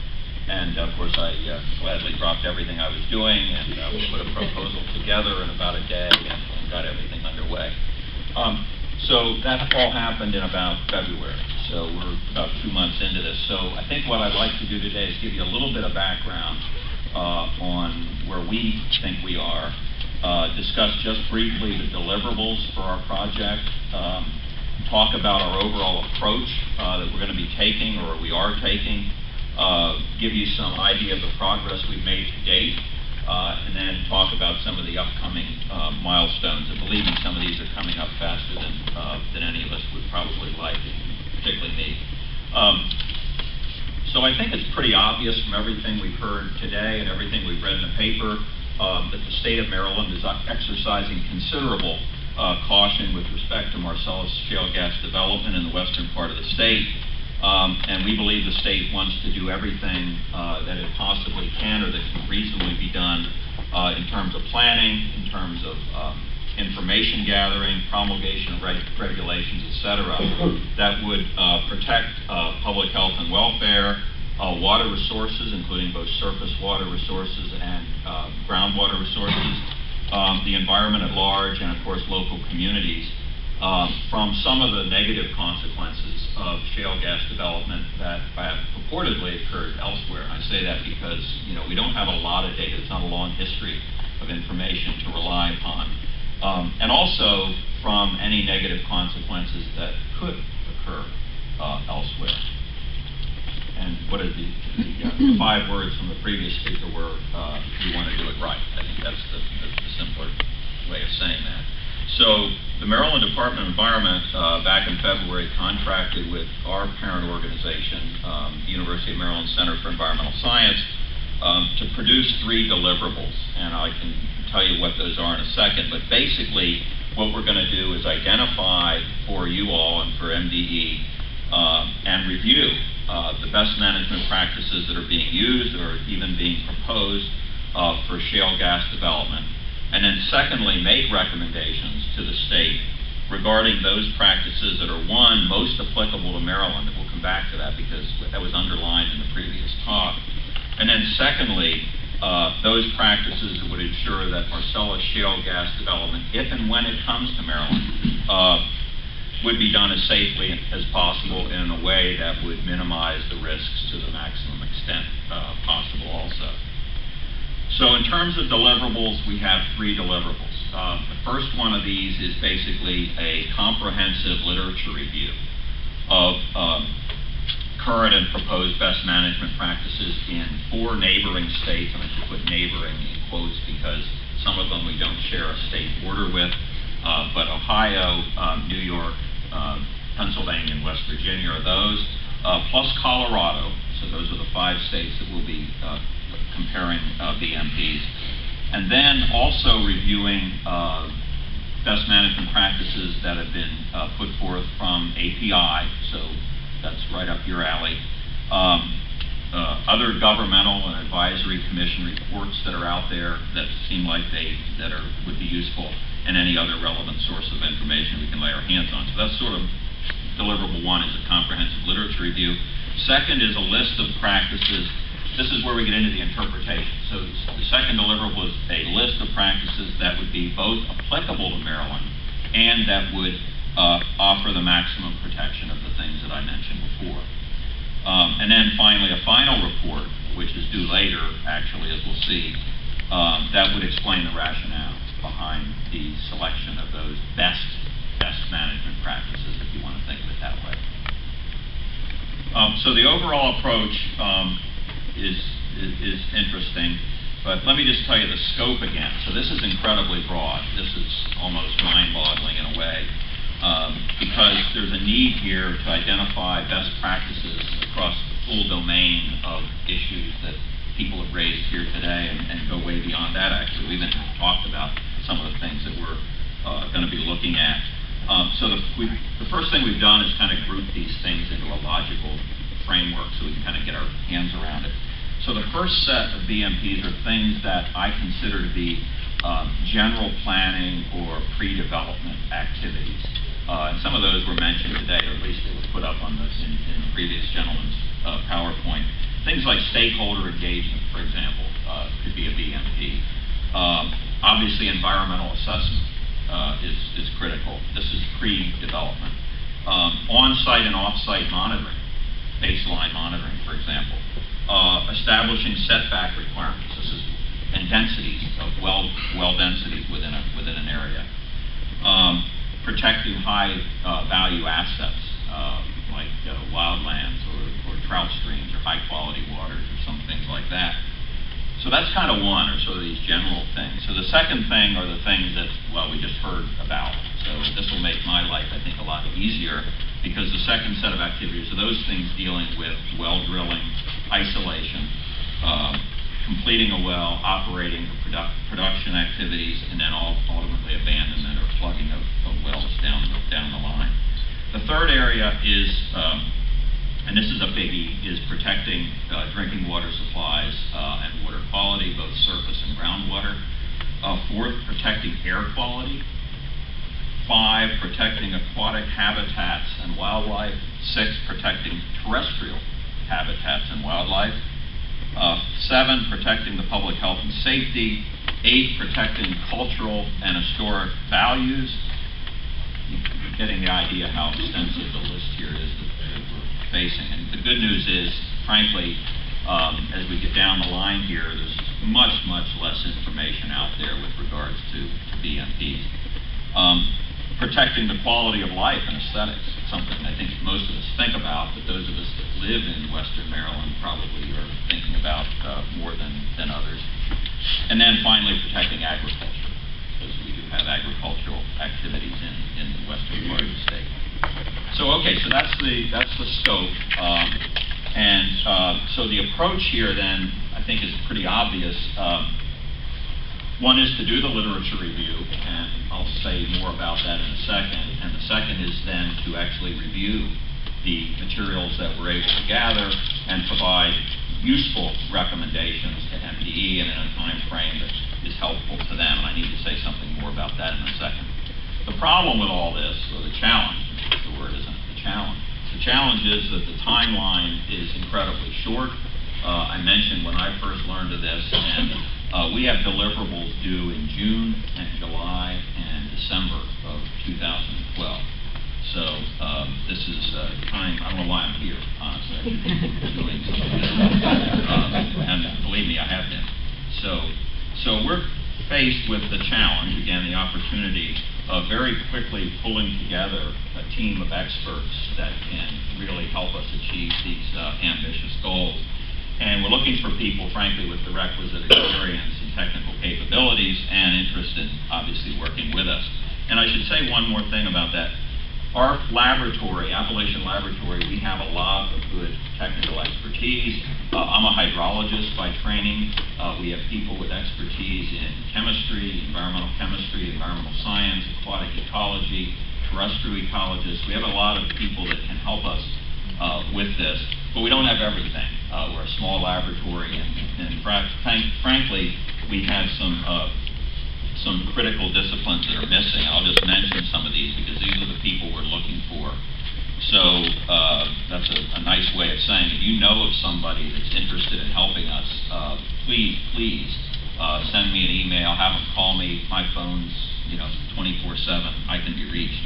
But we need people with training in petroleum engineering. I mean, we want to review independently a lot of the reports that you just discussed and ensure that, actually, this is a great follow-on to what you did.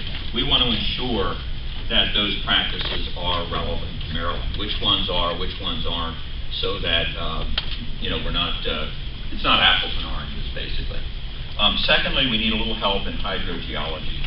So again, if we know a good groundwater geologist familiar with the groundwater geology of the state, that would be pretty helpful. Environmental regulation, we feel like there's a need just to understand regulatory issues here. And then air quality and even social science. We're a hard science operation, and this is not my expertise, as I told Bridget. Social science, that kind of fuzzy cultural, aesthetics. It's kind of like I know aesthetics when I see it, but I don't do that, so to speak. So we need somebody to fill that gap in our capability. So what are we expecting? We're expecting these people would be willing to travel, come down and meet with us, work with us, help us do the review, put their name on the dotted line, and put a limited amount of time into the effort. The good news is we have some funding. It's not we made some guesses about the levels of effort that we would need people to put into this, and I've been talking with a lot of people that have potential expertise to share. I've gotten everything from I'll call you back to literally people laughing that we thought that they could contribute something for the amount of time that we've suggested we have available to them. So we're working on it, and I fully expect we'll find these people. They're out there. We just have to find them and bring them on board. One other point, so those are the two things, and they're kind of happening in parallel. So we're pulling a review team together, even as we're gathering all the documents and beginning a first cut at those things. One of the concerns we had, it's interesting, the lady here in the front, I can't remember your name, brought this up, but one of the concerns that we voiced up front is that the BMPs seem to be just changing incredibly rapidly over time. So we could have a project and produce something, say, in December, and it might immediately be irrelevant because the BMPs are literally being updated almost on a daily basis. And this was what you mentioned, literally 4 days ago, under the lawsuit that was brought by, I think it was a group in Colorado, brought the lawsuit against EPA and forced the federal agency to re-review the the new source performance standards for the oil and gas industry. And that's when they decided that as part of that, they needed to upgrade, if you will, the NSPSs for emissions of natural gases, and actually VOCs, which I think was the big concern, from wells during the completion process. So here we go. Now, here was a BMP that my understanding was used. Colorado, Wyoming have already used this, screen completions, as a BMP there. I think Fort Worth, Texas has used this in the past to minimize air pollution impacts, but it wasn't used nationally. So now we're going to bring it on. It's going to be a national requirement mandated by the federal agency. So again, this is all happening so fast that we want to make what we're doing relevant. So the reason I bring that up is one of the things we're going to try to do is have at least one forum where we can bring people in that are in the know about literally what's going on in our adjacent states and actually around the nation, and sort of get the latest and greatest so we know, can avail ourselves of that information and not be basically out of date before we produce our final report. Okay, so the progress to date then, as I said, we were funded in February. I immediately put a full-time graduate research assistant to work. He wasn't necessarily thrilled with it, but he's going to be making, and he's already made some really great contributions in terms of gathering documents on BMPs. We've already done probably 75% of that work. We've begun the review of the documents. That's underway. We've gotten through probably 20% of the materials he's been able to amass. I attended the API briefing on the shale gas BMPs back in February in Annapolis. I've initiated a fair number of contacts in academia and industry and in state government, including people at the Bureau of Mines, DNR, et cetera, to try to get as much information about Maryland that we can find. Because at the end of the day, that's what this is about. This is about Maryland. This isn't about Pennsylvania or Colorado or New Mexico. It's about Maryland. And in that regard, we think some of the key digital data layers that we absolutely have to make this go are the following. We need to know Maryland geology. So it's good to know that we have some information in geology, although it's my understanding we actually don't have a digital geologic map of Maryland. Now, I'm told that something is going to be produced, but we've yet to get that. And, of course, the key there is the map, the data layer that clearly shows where the Marcellus Shale is and where the key aquifers are that we need to concern ourselves with. So freshwater aquifers particularly. The Oriskany, of course, is a saline aquifer. So that's another aquifer, but that's not our primary concern. So we need that. Another layer, and this is something, I'm hoping I can have a side conversation here. What do you do when you're drilling these wells in an area where you have history of underground coal mining, and where you might have karst? I'd like to know something more about karst. We know we have cave and cavern systems in Garrett County. That worries me. And we know we have underground mining. I mean, I have mines under my house, so I know that they're. Yeah, Pennsylvania. Excuse me? Go to Pennsylvania. What do you mean, go there? Well, there's been a significant amount of coal mining in Pennsylvania. Oh, yeah. And there are laws and regulations and practices that deal with drilling. Well, we're working on that, and we are working on this. So it's my understanding West Virginia just passed their law last year that they essentially, they basically closed karst limestone areas to Marcellus shale gas development. What else do we need? Oh, well then the other layers, obviously, that are going to become important are things like endangered species. We've got to have that. High-value environmental assets, I mentioned some of these things. We have wildlands, we have trout streams, we have Tier 2 waters, we have all kinds of things out there that we need to know about, and I mentioned mines and so forth. So those are some of the things that we're trying to get from the state and from people that are in the know there. Is there anything else? No, I guess that's it. So then the milestones. Okay, so here's what the upcoming milestones are. We hope to be able to have completed our reviews, and I say our as a smaller group of people, by about May 15th. And we hope shortly thereafter, by about June 1, we have our entire scientific review team fully assembled. So all the people with the expertise I mentioned, we'd be on board by June 1. We're thinking about, at this point, having a technical forum in June. So as soon as these people are committed, we're going to have our forum. They're going to get the most up-to-date information. And then right after that, mid-June, we have our first deliverable, which is just the literature review, the basic data here that we've gone through. And then the next deliverable following that is July the 2nd, where we actually have to make recommendations to MDE regarding the best practices that are out there. So, and then there's a final report due in December, but that seems like eternity away, dealing with these other deadlines. So, I don't know what, I don't know what questions you might have. This is a challenge. I mean, it is, I think the previous speaker said it best. I mean, this is challenging work. I wish we'd have a little more time, to be candid, to do this. Because I don't usually work quite this fast. Please. Thank you, Keith. Well, with respect to the need for petroleum engineering expertise, can we call upon API are they in a position to help out, to provide someone? I know you probably can't speak for API, I was going to say, can I come up and fish? I want to go to the trout stream with you. That may be the motivation there. We'll come up pro bono to help Keith. But there are some requirements in there. I'll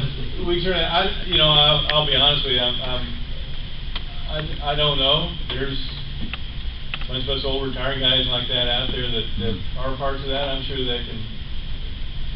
Don't hurt to ask. So yeah, I have some as part of another task that we just completed. I was mentioning to Drew.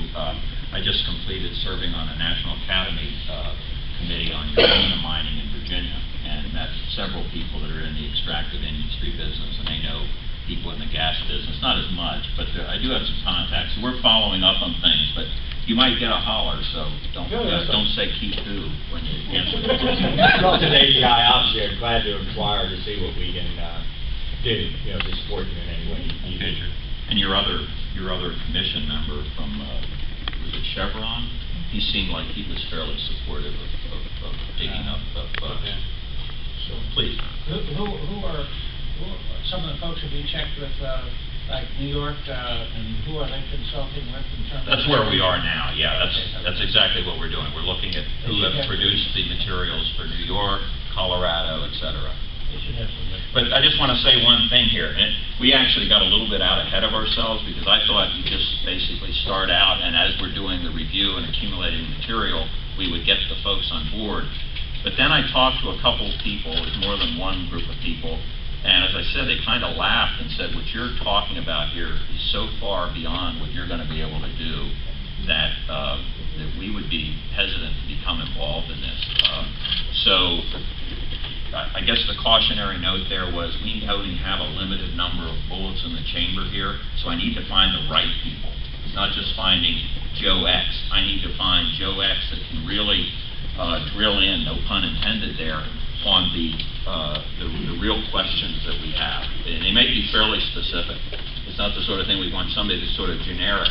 We want somebody that has some capability, knows what's going on with Marcellus in Maryland, hopefully, and then is willing to serve. So those are the pieces. Yes? My question might be more for the agencies. Do we as a commission have the authority to make a decision to give more time for this study to be completed in a more reasonable manner, or are we tied to the timelines by the executive order? You guys are going to make recommendations, so if I make a recommendation.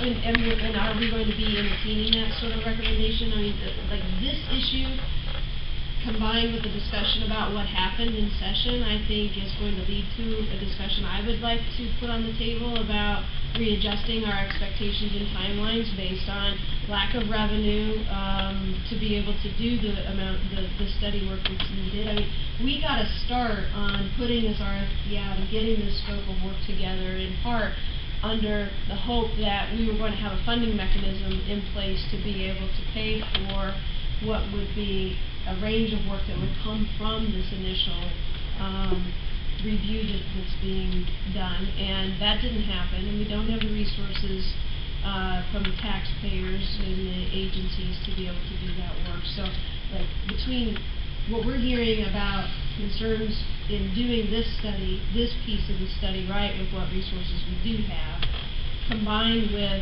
some of what we will talk about in the section about what happened in the session, I'm just wondering at what point in the meeting today is it appropriate to engage in that conversation? I would think after the next session. Okay, then I will table that concern until that point. I'll keep three questions. In New York, I understand there now is a lot of concern about the need to do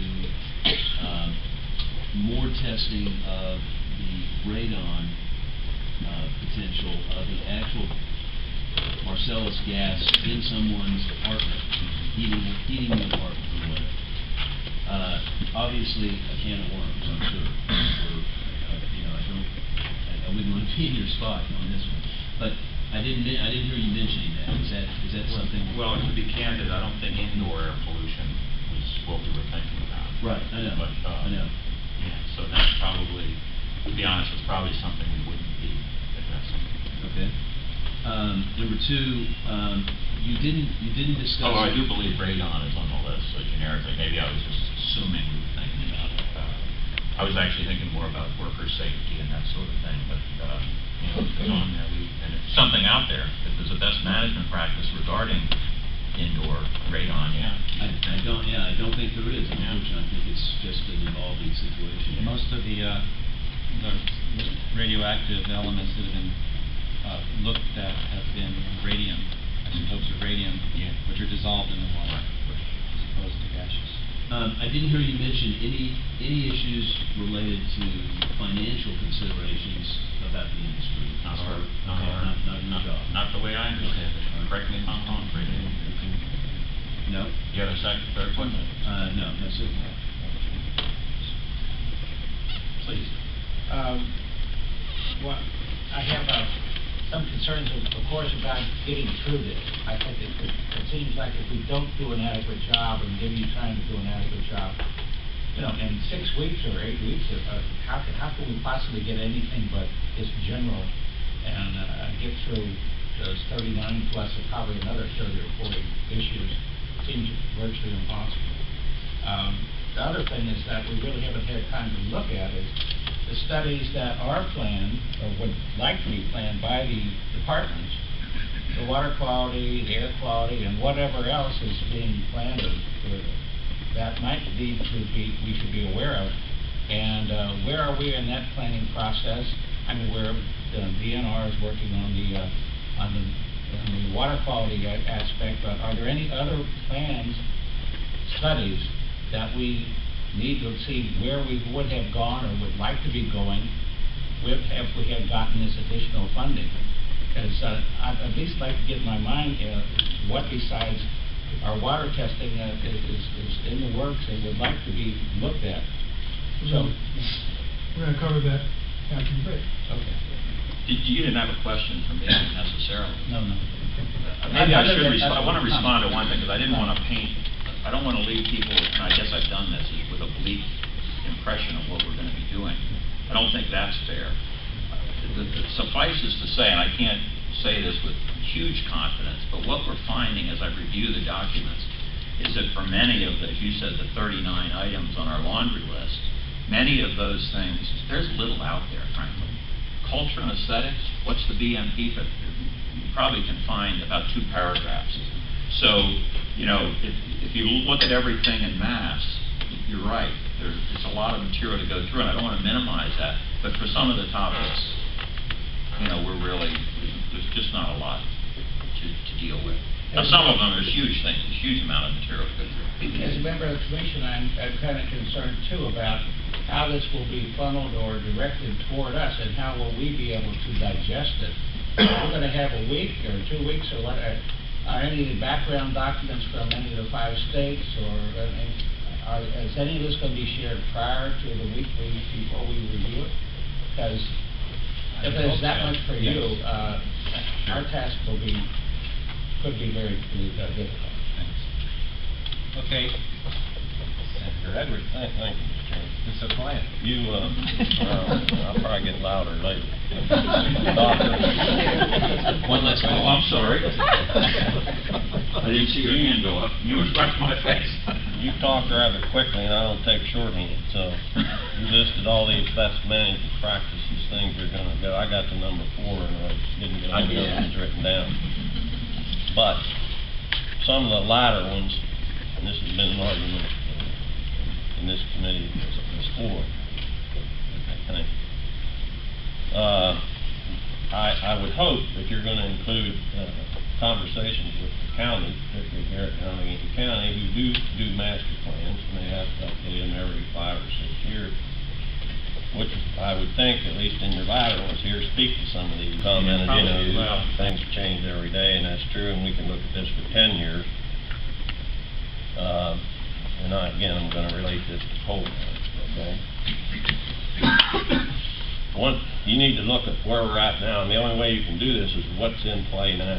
And then you set your rules and regulations in place for what's here now. Day after you're adopting something might change. That's when the experts in the departments who are going to monitor these things will recommend changes in the rules and regulations, just like we do with mining. Mining rules and regulations, I'm sure you're well aware of this, have changed considerably over the years and continue to change based on new technologies, new understanding of the environment and everything else. So I think that needs to be kept in mind as we go through this.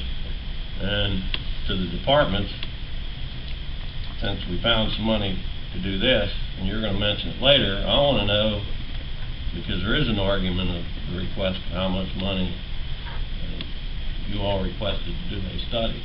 What is the difference between what Keith's doing and what you're doing or planning to do? And if a lot of what he's doing is going to be part of yours, then that only solidifies the fact that you don't need as much money as requested in the first place. You can bring that up when you bring it up later in the session. That's the question. I'm ready. We're talking about a study you're talking about. Yes. What are we studying? Okay. I mean, is Keith's going to cover a lot of yours? And if so, what part? Therefore, not to beat on a dead horse, you don't need $1.6 or $1.8 million. I'm sorry, but that's just my personal opinion. But I would like to hear that kind of conversation. Thank you. Do you want me to respond to your first question? You can, yeah. Well, regarding involving people, as I already said, if there are people that you work with at the counties that want to be involved and help us, my door is open, and I'd love to have that help. Well, we have 2 commissioners here that I would hope would have their experts in these areas. And just a second thing, just a little bit of a minor rebuttal to your second point, which contrasted mining and natural gas development. The only thing I would say there is that my impression, just on everything I've looked at, is that with regard to Marcellus Shale, we're literally at the bleeding edge. Coal mining is back, 2 centuries. And with this technique, I know people are going to say we've been fracking wells for 40 years, and that might be true, but we haven't been doing it in Appalachia, and so there are some special issues here, I think, and I can't, like kind of what he said, I can't in good conscience produce something that I know the day after I send it in is wrong. It's just a minor, but I agree with you 100%. I'm not trying to... I'm not questioning that. Yeah. All I'm saying is that once you adopt whatever, based on all the information you have, shortly thereafter, because of new technologies and new information, rules and regulations are going to change. Yep. Thank you. All It's right. time for a 10-minute break. I'd like to now welcome Joe Gill from the Department of Natural Resources and Bridget Kenny from the Maryland Department of the Environment, who have been with us since the beginning, and they're going to help us wrap up the 2012 legislative session and lead a discussion of where we go from here. Okay, so to rewind, the departments issued in consultations with the commission a report in December of 2011. The report contained 5 recommendations for legislation to be introduced in the 2012 General Assembly. First was to assess a fee on gas leases to fund some studies. The second was to enact an appropriate state-level severance tax. A third was to remove the cap on the performance bond that's in MD's laws right now.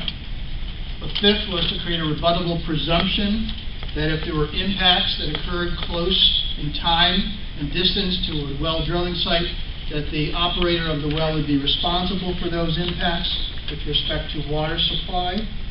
And a fifth was to enact a comprehensive Surface Owners Protection Act.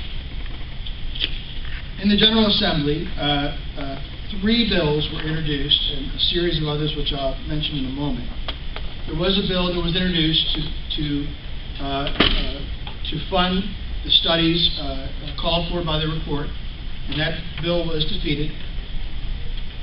There was several bills. Hold on, Joe. The bill passed the House of Delegates. Correct. And did not get a vote, was bottled up in the Senate, I think is a more accurate way to describe it. That's fine. The bill passed the House and the Senate. There was bills in the several bills introduced on the severance tax. Neither of those bills fully passed the General Assembly. There was a bill that passed the House. It did not pass in the Senate. The removal of the cap on the performance bond was part of the severance tax bill. There was a bill on a rebuttable presumption that did pass both the House and the Senate and is waiting signature by the governor. And there was not a bill introduced on the Comprehensive Surface Owners Protection Act. There were a host of other bills addressing issues like what should the content of a lease be between a surface owner and a drilling company? Should we require landman registration? Should we require certain kinds of notices to the landowner? How should we deal with recordation and transfer taxes? Those bills were introduced but did not pass out of the House or the Senate. Now, we're fast forward, careful thinking that we did a number of months ago. In April, we said in our work plan we would use this meeting to assess where we were in light of any actions taken or not taken by the General Assembly, and give you some idea of our thinking going forward in light of what happened in the legislative session. We talked specifically about the study fee.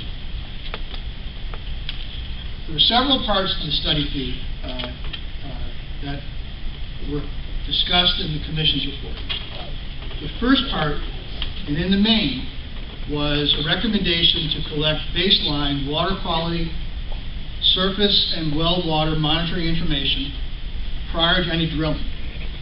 And the plan that had been developed by the departments in consultation with the Commission was to sample 25% of the stream reaches that overlaid leased areas in Garrett County, collect that data over a several-year period, 2-year period, and have that data be part of baseline conditions so that we would be able to compare before and after what the conditions of the water quality were. But it also included installing 6 deep and co-located shallow wells in various areas of the county for the purposes of assessing the water budget of Garrett County, to the extent that the drillers were going to be appropriating water to drill from the groundwater in western Maryland. We wanted to know what those baseline water conditions were. So, we do not have that information, obviously. We do have 12 existing stream monitors that are located various, the continuous recording, located at various locations in Garrett County. We do have a volunteer stream monitor network that we're assembling. Right now, many in this room are familiar with that. So where do we go from here? Well, the session just ended 2 weeks. I will tell you what is under consideration on this issue. What is under consideration is requiring the drilling companies as a precondition of drilling a well to conduct that baseline water quality monitoring study for a period of time prior to drilling. We're looking at a 1-year period, for example, This is under consideration, a one-year period, not only on the specific site, but also on the areas where the gathering lines would be, where the connections to the transmissions lines would be, where you're crossing streams and whatnot. That way, it would allow the departments to collect the kind of information, but in a more intensive way that we had proposed to do before with the regional study. Again, the session just ended. That's one of the things that we're considering. There are precedents for this in the coal mining area on federal public lands for this kind of monitoring to be done. The other parts of the study. We wanted to do some mapping, some survey mapping on our public lands at a small cost of $30,000. We'll have to find some way to absorb that with existing resources. We wanted to do an overall economic and natural resource impact study. And that was calculated as being at a cost of $100,000. We don't have the funding for that. We'll again have to find some way to do this with existing resources. What I mean by that is, I think that the Commission has seen that the department's come back with several presentations, one on water quality monitoring, one on resources in Western Maryland that we've mapped, that we're looking at in terms of how can we best avoid them, minimize the impact of them, and whatnot. We'll essentially have to go down that road. That will take some more time. We'll have to find the resources, but we don't, as of now, have those resources in place. We have begun with Dr. Eshelman the best practices study, but there are some additional things that MD will be wanting to do along with that.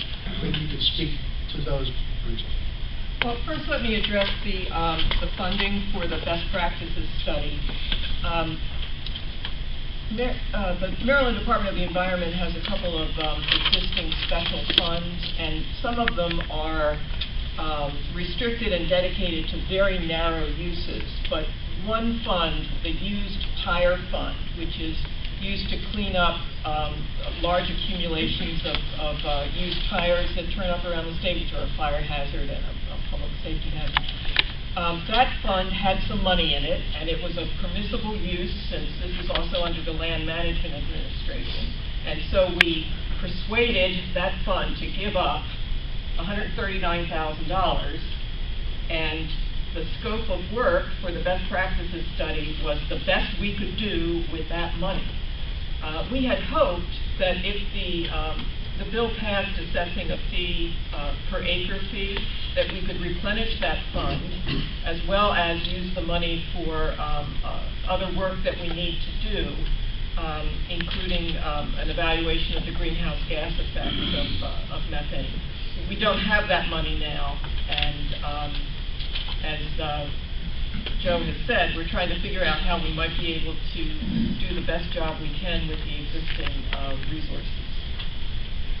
When we tried to guesstimate the amount of money that we needed to do the background studies and the economic impact study and the study on the social effects, that was the basis for our ask of the legislature, and we thought that was a fair amount.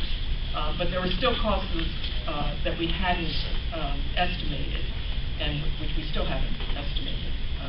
So we have a great need, and right now no funding for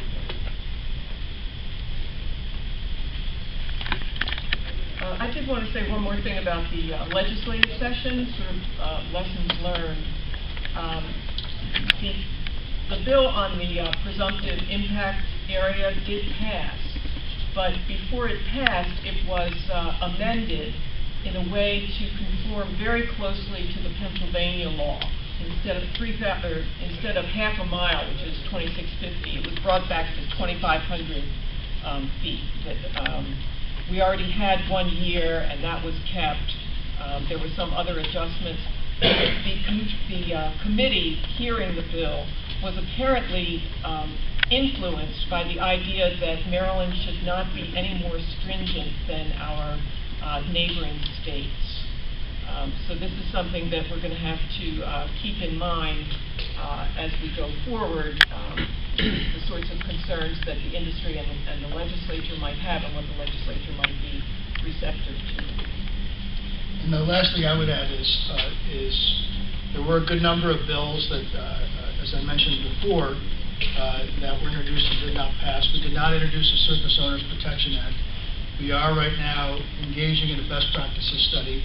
Some of our early thinking, since the session has ended, is to try to position ourselves in such a way as to go back into the 2013 General Assembly session with a comprehensive bill, addressing Marcellus Shale, addressing all of these issues in one fell swoop. Time will tell whether or not we have the time to actually collect that information and put it together in such a way that allows us to move such a bill forward. One last thing, I do want to acknowledge that Senator Edwards succeeded in getting two bills passed. They got combined into one that have to do with the amount of information that is in the land records about leased land. And they were certainly movements in the right direction, but the provision of the law that exempts leases less than 7 years from being recorded was unchanged. So there still is no requirement that the leases be recorded, but if they are, there's going to be more information. I would just like to say to the commissioner that last night had to decimate our own county budget because of the state spending money that they don't have. It looks to me like we're setting ourselves up for that again. We're already talking about spending money that we don't know where we're going to get it from. And sooner or later, I have a fear it's going to come back to Allegheny County, back to Garrett County, whatever. We just had a gentleman speak from API that has done most of these studies. They've got most of the standards in place. It'd be very simple to check with the areas where they've offered their regulations, see how well their regulations work, and let's start with their regulations. It gives us a foundation to build on. If we see a problem, then we can change the regulation. But it seems to me like we're sitting here spinning our wheels. Senator Edwards said a few minutes ago, it sounds like we're doing 2 or 3 studies all for the same thing.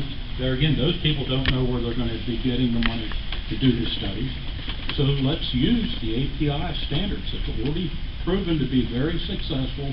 Get our program started there. We could use API studies to do 1 or 2 test wells. Using their standards, see how well they work. If there's any problems, then we know where we have to go. Those are good points, Commissioner, and I want to reassure you that first, we're not spending the money that we don't have because we're not going forward with the studies that we don't have funding for. We're going to try to figure out how to best collect the information we can with the staff and resources that we have. That may mean that some other things that the departments now do won't get done, but we're not financially digging ourselves in a hole. Secondly, I think you heard from Dr. Eshelman that the API standards are indeed one of the sources that he's using to assemble this information, but you also heard from Mr. Benj that best practices have to some extent be localized to the area, and that the API standards are fairly general. One last comment. There are some things that the executive order instructs us to look at. For example, the beneficial and negative environmental impacts of Marcellus drilling. And as far as I know, no one has yet evaluated what the effect on the tourism industry would be, or the outdoor recreation industry. And there is no other source for that. We're going to have to do that, building on the base information on population and demographics and economy that are in the county's comprehensive plans and other documents. But no one, to my knowledge, has looked at those economic questions. So we are trying as hard as we can not to duplicate effort and to do things efficiently. And I share your frustration at the difficulty in getting it all done in a timely manner.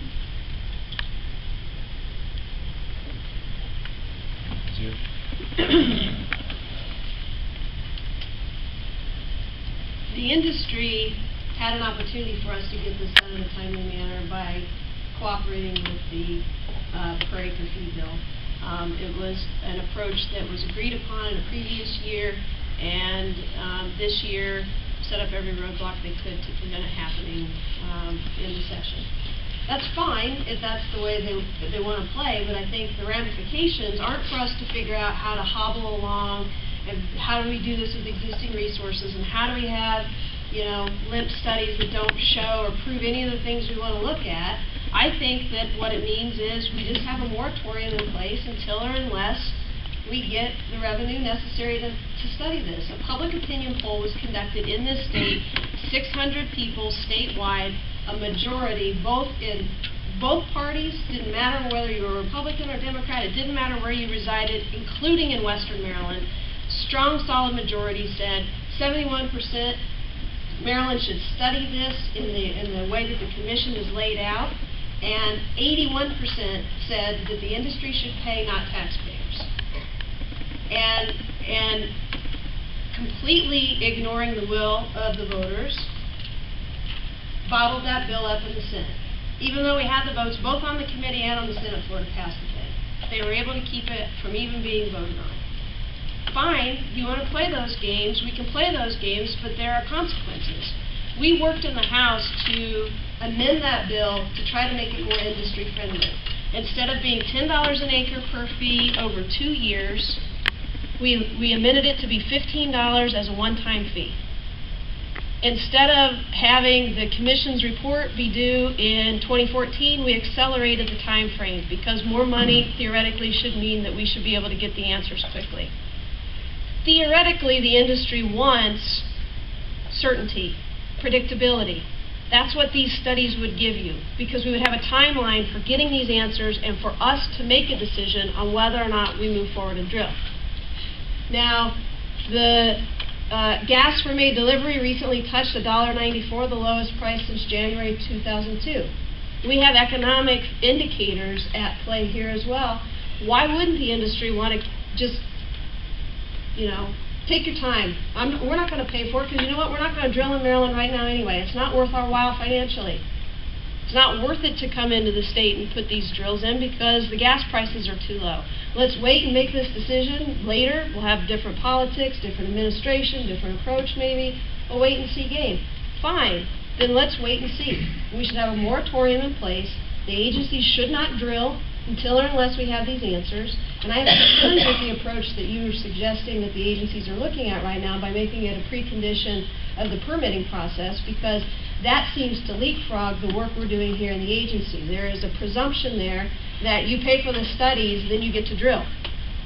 We are all sitting here under the governor's executive order being told that we are to get the answers to these really perplexing questions that everyone agrees are complex and necessary for us to make an informed decision about Maryland's more pragmatic approach to this. We want those answers first to determine whether or not we will issue permits. Not that we need that information and then we'll issue, and then you get a permit because you have done this.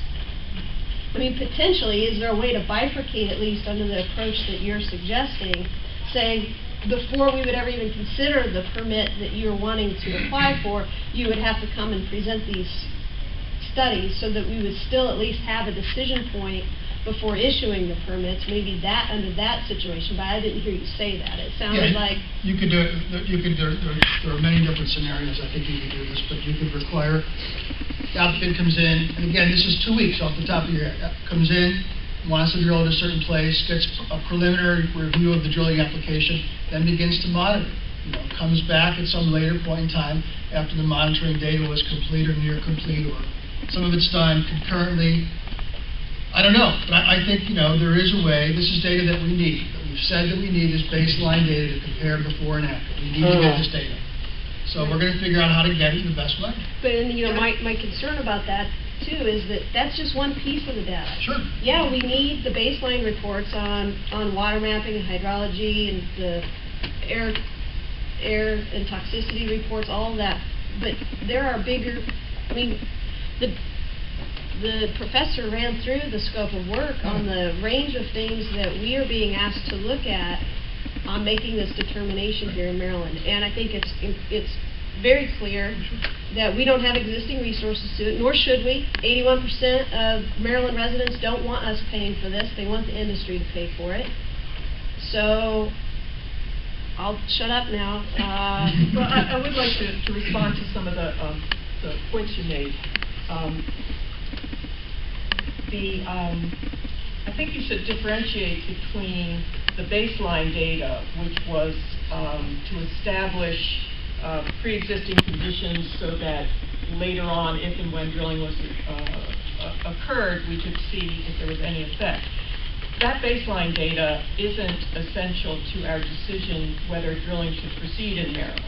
But we haven't made that decision whether drilling should proceed in Maryland, and we're not going to make that decision until we play through the steps that the governor put out for us. But if we decided that we couldn't fund on a statewide, or the state couldn't fund the monitoring, we could, I believe, require the monitoring as part of the permit application so that it would precede any decision on the permit. But this is all, I mean, we're thinking all this through. And I do want to reassure you that we're not presuming the results. Commissioner Bender? We definitely have a lot of touchy issues to deal with here, and I think it can be very difficult. I don't know how much value there is in polling.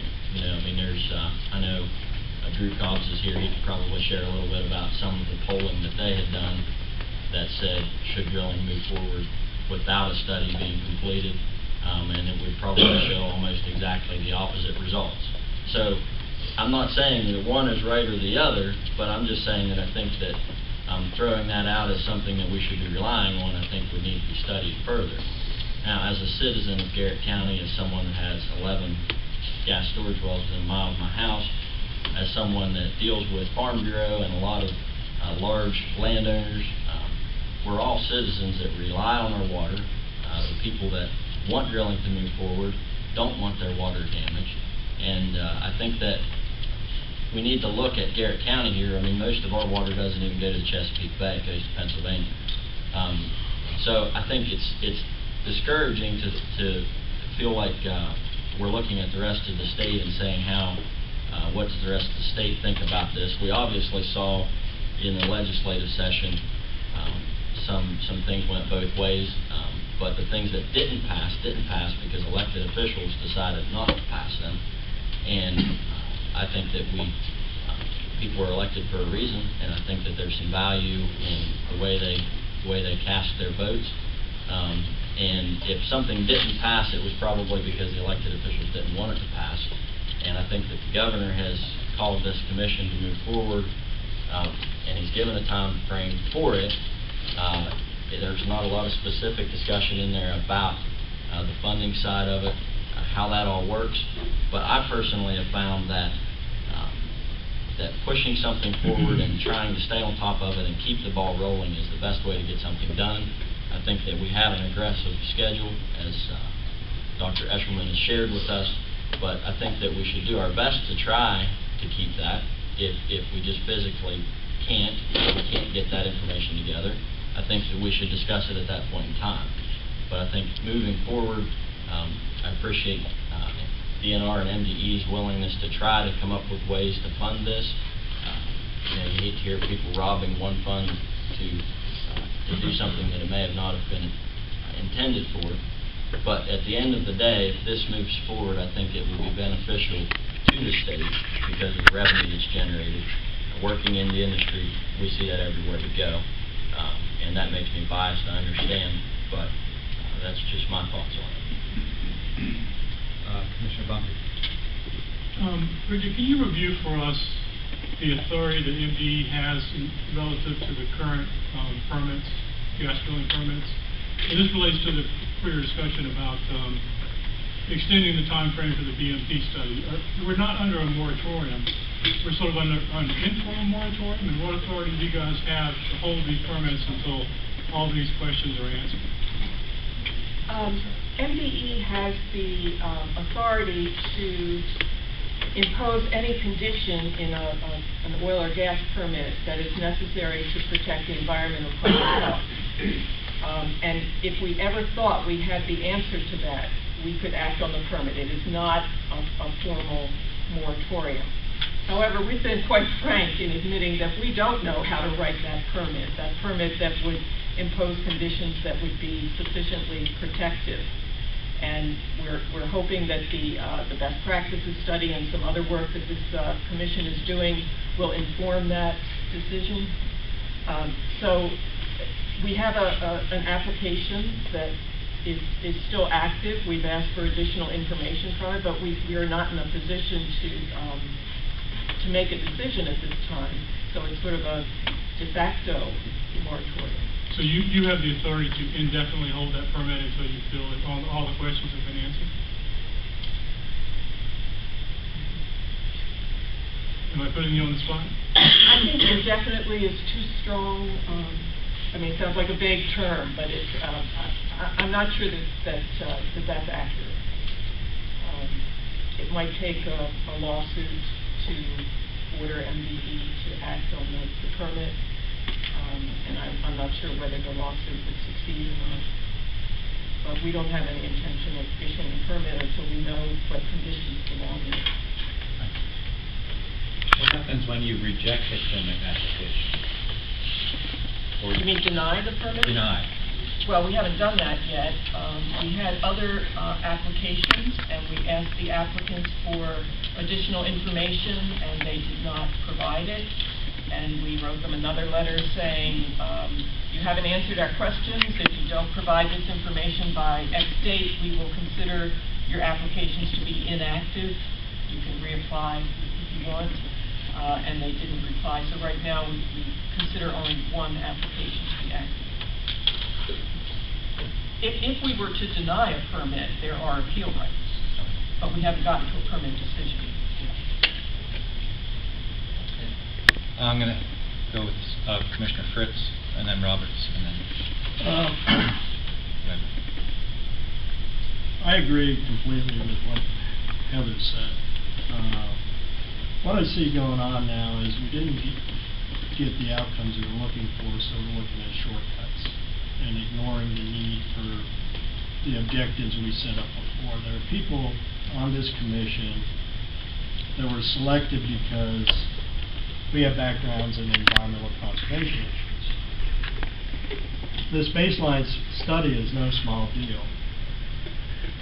It needs to be done. And it needs to be done correctly and fully funded. I guess my concern is right away we're caving in. Well, we could do this and this and ignore this and this, but I thought our mandate was to do it right in Maryland. And right away we're cutting bait. We're saying, well, we didn't get what we wanted, so we're going to do this or this. And I just don't agree with that approach. I support the agency personnel. I guess I don't feel as much concern as Heather about their alternative, but I don't think it's the ideal alternative. I mean, I can tell you there are lots and lots of people out there. I mean, I'm not going to cite polls, but they want this done right. And this baseline study is evidence that it's being done right. If we can't do that, why are we continuing this discussion? If I could just, I mean, the baseline study that we're exploring would not be cutting any corners at all. We'd be using it on a site and area basis and requiring the permit applicant to pay for the study under parameters that we prescribe. We're trying to get the information in a different way than we try to get it before. I understand that, Joe, but I think the more global approach is the sounder scientific approach. It's a question of a regional study, county-wide regional study versus a baseline study in your new proposal that would be much more focused on a particular lease. It would also be more expensive to do as well, since we didn't have we were not able to move forward with sampling of the stream reaches on a 25% basis, on a regional basis. We require more information if we're going to be doing it in a site and area-wide location. That's number one. And number two is that we don't yet know where the industry is or is going to be in the next several years. We know that they produced a report in March that predicted that they would not be actually drilling in Maryland until 2015, with production in 2016. And the number of wells the industry predicted that they would be drilling in 2015 ranged from 5 to 9 to 16. We understand that at least one company, Samson, in the northern part of Garrett County, has moved out. So what we are trying to do, and there may be some benefit to this approach, is that we are trying to address now the companies that want to drill, the areas they want to drill, and we're going to get the data, rather than spending money on a regional basis in which drilling may not occur. So we will get the data. Trust me, we will get the baseline data we need. The drilling will not proceed without it. Mr. Roberts? Couple of questions. And one, I don't know if you can answer this or not. It may end up being your opinion, and if so, that's fine. But I would also say we have representatives in the room who might be willing to answer the question as well. On this fee study bill, Drew's members said basically we don't want to pay $1.8 million. We don't want to do that. We don't think that's a wise investment. Now, other people, including Senator Edwards, have argued that that is essentially coming out of the lessee's, the landowner's pocket in a real world situation. The charge may be to the member of API, but in fact, the landowner is ultimately going to be billed for that. What's your opinion? Which is the case? Richard's got this one. So correct. I'm out the door. There could be contractual agreements between the company and the landowner that would allow that money to be either considered an expense that's deducted before the royalty is calculated or in some other way. But nothing in the bill would have affected that, as I recall. As a matter of fact, there was specific language in the bill that prohibited that would happen. Yes, that there could not be a transfer. That was in the fee bill? Yes. And by the way, the performance bond issue was in the fee bill, not the severance tax bill. Thank you. Right, so I didn't. Two quick issues. The first one was, you said there was one active permit, and you've gone back with questions. Presumably, you're going to get back some answers. Now, is this something that's going to go back and forth? I don't know what those questions were, but if they're adequately answered, if they can adequately answer, does that mean you're going to go ahead and approve that permit? Or what about all the baseline data and other things that we don't know? Were all those issues addressed in the questions that you think you're going to get back an adequate response? I don't think that we would accept one company's response as being the appropriate standard for Maryland, and we're not going to make those decisions until we have the best practices study and more information. I don't know exactly what will happen with the active permit.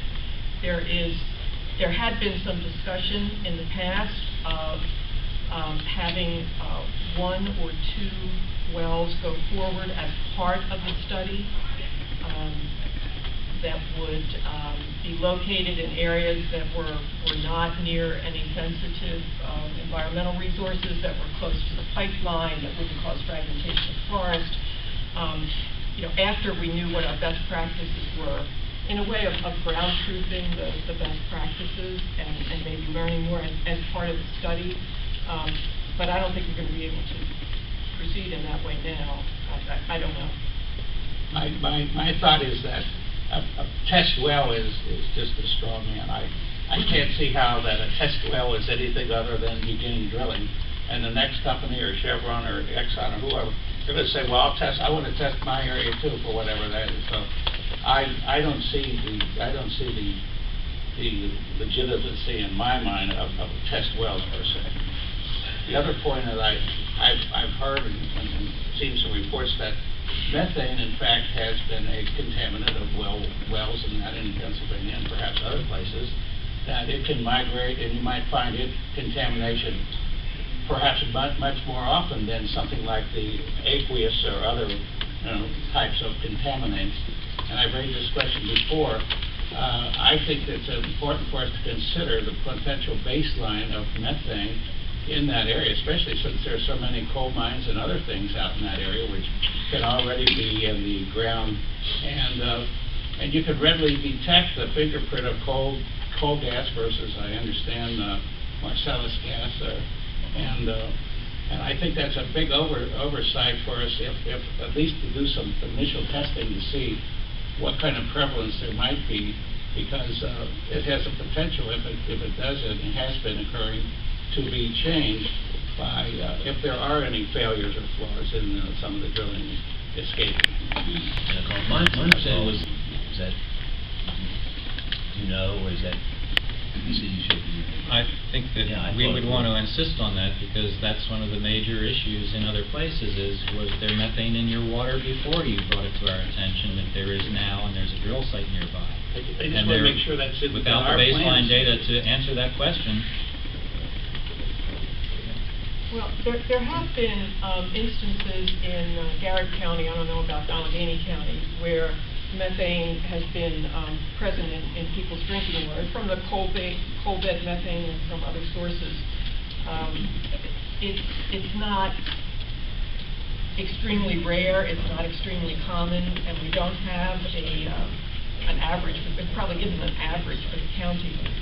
One thing that the presumptive impact bill does accomplish is that it's a strong incentive for the applicant and the permittee to test wells within 2,500 feet of the vertical borehole for all contaminants that might later be alleged to have been caused by their drilling, including methane.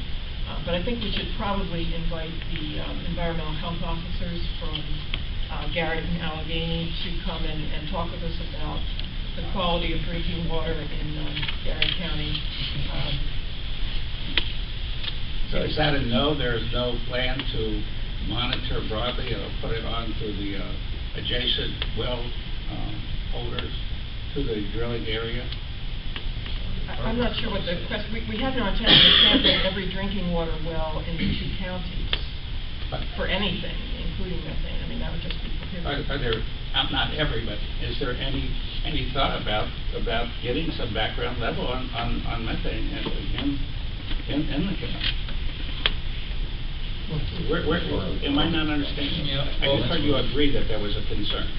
There are not currently many data on methane. If you remember when DNR made their presentation, I asked, has the state done any methane testing? And Jeff Alka said no.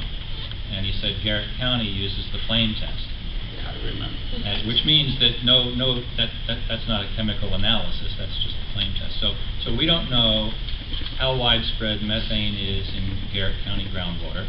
And even if it is in a person's water well, we don't know if it's coal gas methane or Devonian methane. So there's a lot we don't know.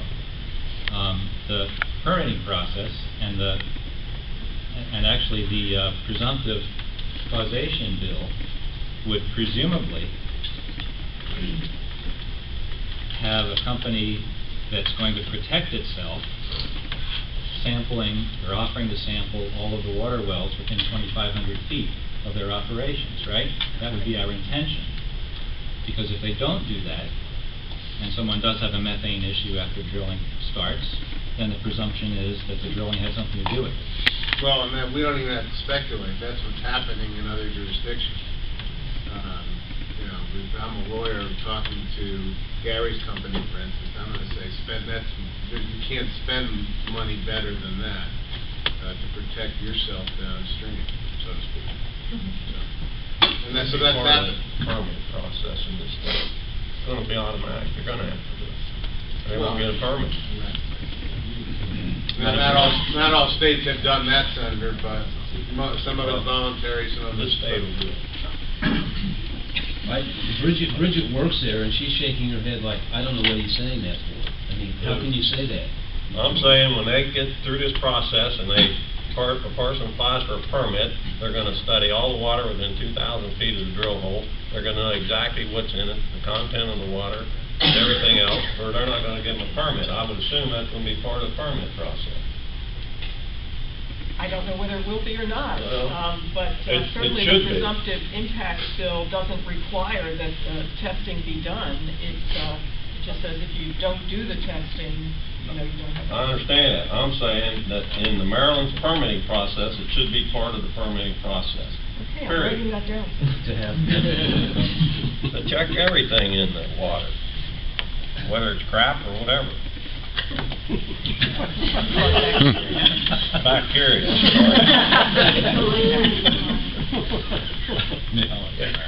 When they started about checking the water and the quality in the immediate area, I became aware, I saw a comment that USGS made to the SDGIS in New York, that USGS recommended that near the join pad, the company drill both a deep and a shallow water well upstream of the aquifer, next to the pad, above the pad, at the pad and down aquifer from the drilling site, and report the results of those. So there will be immediate application or attention to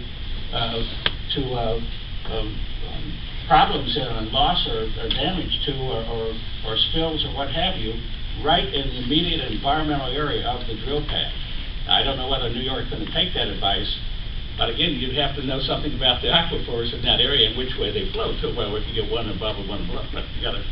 But I thought that was a very ingenious way to kind of monitor right in the immediate area of the well site.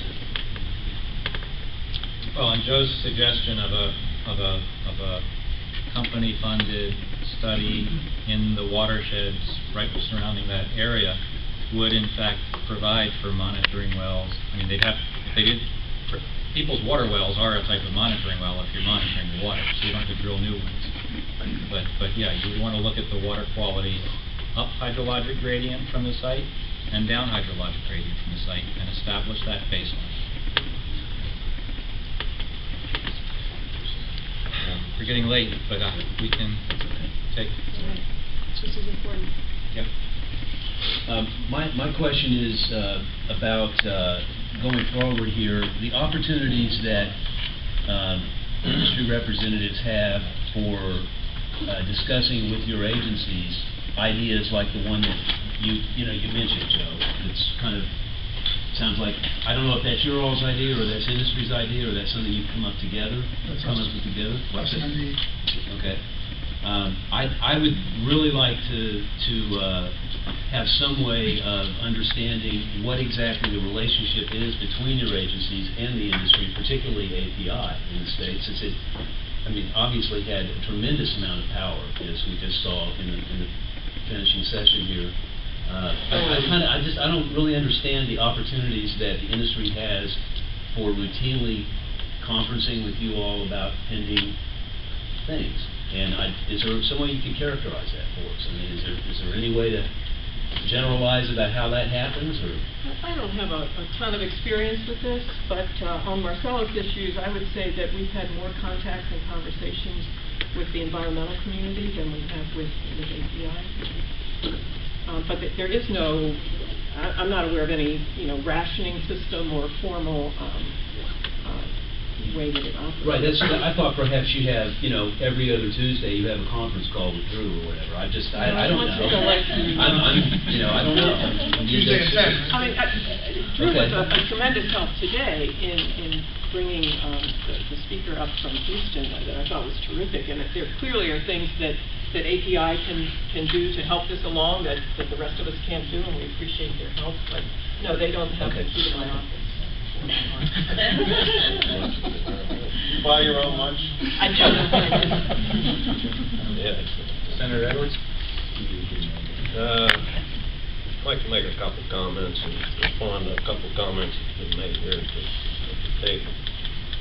First of all, this is called the Marcellus Safe Drilling Initiative. It's not the Don't Drill Initiative. It's the name of it, Marcellus Shale Safe Drilling Initiative. I'd asked Chairman Banco after our last meeting last year prior to session, I said, is anybody putting any bills in on what the commission recommending? You correct me if I'm wrong, well, you didn't know or you didn't think so at that time, you didn't know then. Well, I was asking you. Oh. Okay. What bills you were thinking? Well, you did after I asked you. I actually think we have the cart before the horse in this whole process when you look at something and say, how are we going to generate revenues from it first, and any liability aspect, which is the first part of this study, when you don't even know in the end if you're going to be able to drill. I think it should have been at the back end of this, and we wouldn't be having maybe some of this discussion right now, but I was disappointed, and I've said it, that the administration or departments didn't put some bills in based on the recommendations of this commission. And that's why you saw all these different bills. And would say, I'm a little disappointed from the standpoint of myself and some other legislators worked to put bills together, as did some other legislator. No one from there said, come over and said, let's help you work on your bills, when I know that happened the other way. But in the end, there weren't a whole lot of differences in them, and Bridget will verify this. We did sit down, I guess, the last week of the session, tried to meld at least the severance tax issue and the per acre fee into a position we could do something, trying to get something accomplished. Just to comment on, we've already touched on this, studying the water in the areas. A lot of that's going to be done in the permit process. It's not the big general thing some of you are looking at, but it's going to be a very confined, thorough study in the permit process. In all due respect to my colleague from the House, and I was involved in the discussions as she was 2 sessions ago, and I'm not picking sides in this, the industry didn't agree to the approach. They agreed to the $10 per acre for 1 year, not 2 years. The sticking point ended up being, and I actually thought we had an agreement and worked out an agreement amongst the House and the Senate, people who sit down and try to work this out, that we were asking an industry, and forget this industry, I'd say this about any industry, this is the only, till someone, nobody yet's come forward and proven me wrong, industry that I know that we've asked to do basically a regional or statewide study impacting their industry before you let them do something. And then not saying in return, well, you spend this money up front and then we'll pay you back if we don't let you do it, or we'll let you recoup your expenses if we do let you do it. That was a sticking point 2 years ago because certain people wouldn't agree to allow the industry to recoup the expenses that they would put in to do this study. If you drilled, number one, and you had a severance tax, maybe you don't pay the severance tax to reach the amount of money you put in. Or the state ultimately in the budget process would say, here, we're going to pay this back because you gave us all this information we can use for other things, other than this. That's good stuff to have on file.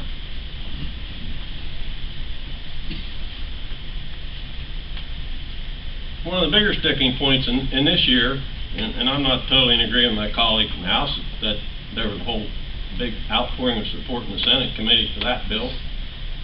It was a severance tax bill.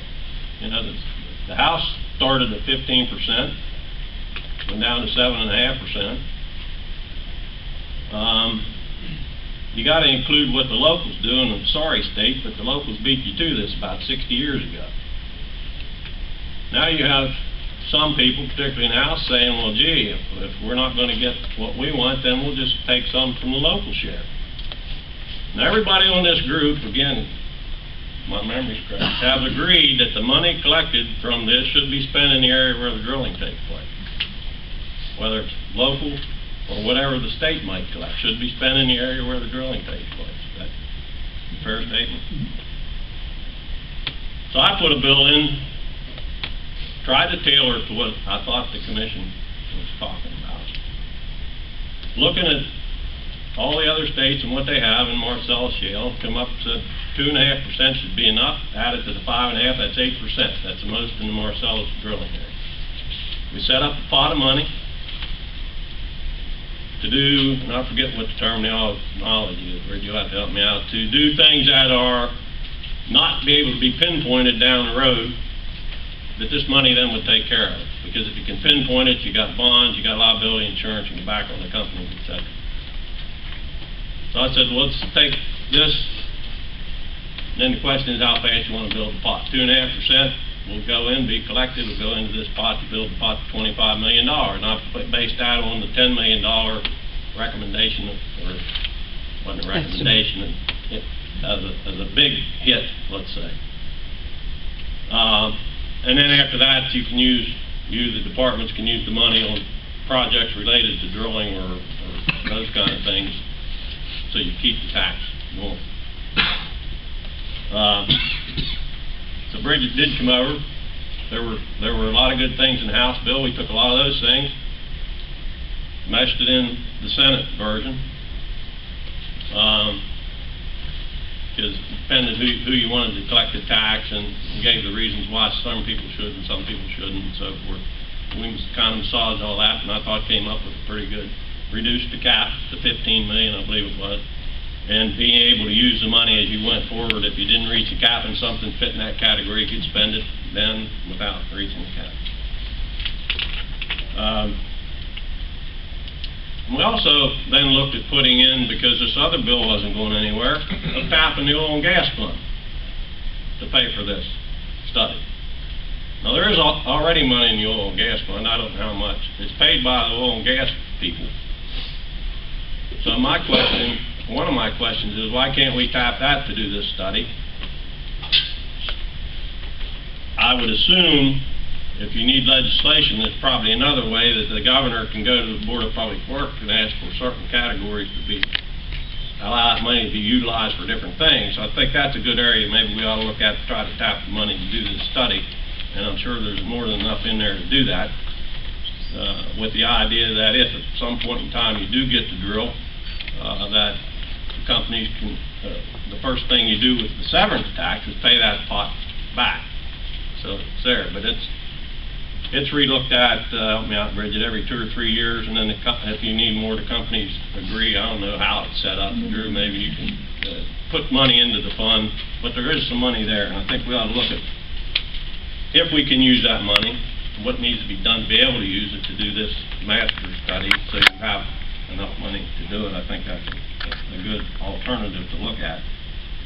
And Paul, just to clarify your comment, I didn't say in reference to the $10 an acre fee, I was talking about the severance tax, because companies are only going to spend so much money for leases, for severance tax, and for royalties. And that may be 30%, that may be 20% or whatever, and then they're going to say, okay, severance tax is this, that means they only have so much left for this other, which basically is going to come out of the property owner's royalties where it's going to come from. So that's what I was talking about in that aspect, not the $10 thing. So everybody wants this done right. Again, we'll go around this table, you're going to have all different opinions of what's right. But I think we can look at tapping that fund, and if you need legislation, we're going to have a special session. Maybe we can work something there, and/or I think the governor, through working with the Board of Public Works, can say some of this money can go for this, because it is a related issue to oil and gas, and I think that's how you can do that, and that gives us money, I think, to move forward tomorrow with this, and I think it's something that needs looked at. Ultimately, you can't do it, fine, but at least we ought to take a look at that further. And with that, I've said more. Did the departments testify on any of the bills or provide any testimony or anything on any of the Marcellus bills? We Which did, ones and what? And I had promised to put it up on our website, and they're still sitting in a file folder in my computer.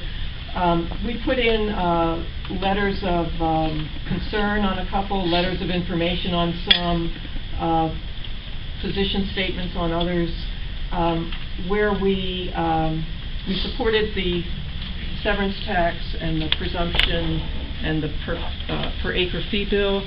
Had the number specified, the No. 15% numbers? No, we didn't express an opinion on the amount of the tax.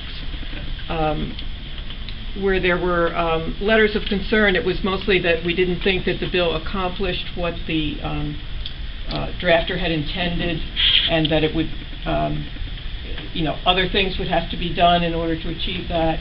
And DNR also put in some testimony and position statements on many of the bills. Let me just say that from my vantage point as a local leader, it was a pretty exhaustive and frustrating process. You have to remember, we're 3.5 hours from Annapolis. So your point today about talking about trying to put together some comprehensive legislation for the next session or for the special session, as I would agree, because this matter is just about as important to us as it is to the rest of the state with the matters that they want to take up, mainly the financial matters that they want to take up in the special session. But I really would hope that you would give strong consideration to that approach, because it's making it very difficult for us to try to participate in this process in a manner. We sent letters. We did support the severance tax. We did not support the number because we did not consider 15% to be reasonable. If we don't want to do business, then let's just stop the commission. Let's stop the whole process.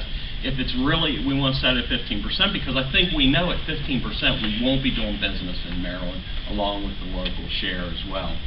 We also supported the study fee. We basically, as a county, said, yes, if we're going to get this thing moving, we need to support the study fee. It was really left to the delegates and the senators to work out the details of that with the industry. And, again, I can't be involved in those negotiations, but I would hope that you would be involved in those negotiations and that you would try to bring all the appropriate parties to the table to get this thing moving. You have to remember that the part where I go back to where it's frustrating for me is, I'm getting ready to close schools. We're getting ready to rip teachers because the economy in our area is not what it should be. This is the one opportunity for the state to help us. And what I'm saying to you is, get this thing moving, get it done right. We don't want it done wrong. We don't want to be the next Dimick PA. We don't want that.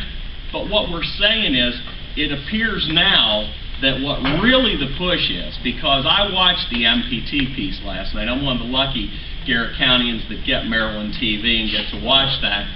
But we continue to use this word moratorium. Is it a moratorium or not? Let's ask the governor if it's a moratorium, because many, many people want to use that moratorium word. I thought we were going to study this issue, and I thought we were going to try to do it in a fair and reasonable manner. And I can tell you that from this commissioner's perspective, I'm not sure that we're not just playing delay tactic. I'm sorry, and I'm not blaming the departments with that. I'm blaming the whole legislative process with that. So with that, I encourage the departments to take the lead on behalf of this commission next session and get legislation moving. If there's anything that can happen in the interim of working some of these things out, that would be absolutely fantastic. I don't want us to see that the commissioners in Garrett County are trying to perceive or trying to advocate for shortcuts. We are not. We want it done right, but we want it done, and we don't want people to continue dragging this thing along through 2017, through 2020. Who knows, we may have it at 2025 when we have to meet all those other federal regulations, and I'd rather us try to get done a little bit quicker than that. Thank you. Can I ask whether you could respond to the idea about the oil and gas fee fund? Do you know any? It would take a statutory change, and it's a possibility, but a lot of pieces had to come together, not all of which were in our control. But we will look at it. Study that. Mm-hmm. Let us know. Sheriff, can you ask how much is in that fund? I have no idea. Drew, do you know? Secretary Summers told me there's probably about $500,000 a year for the next 2 years available that possibly could be used. You know, that wasn't dedicated, wasn't being used for incident purposes. But my understanding was that was going to be repaid, though, with money collected from a severance tax, which we don't have, and which you opposed.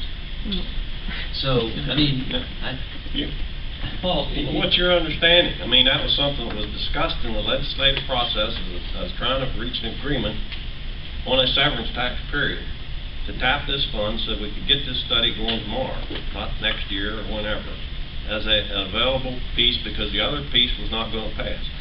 And this was after that happened. Trying to come up with some way to get some money to do this overall study. And yes, one of the things talked about was to pay the fund back. Right. Not the businesses. Right. But to pay the fund back Which is a would payback to the be... industry. No, they're still paying the severance. If it comes out of the severance tax, they still pay the severance tax. And it goes into... Go to refund the oil and gas fund is money that would go into the state coffers to either go to program open space or to fund oversight and regulatory activities on this. That's still whatever the severance tax collected would be is public money.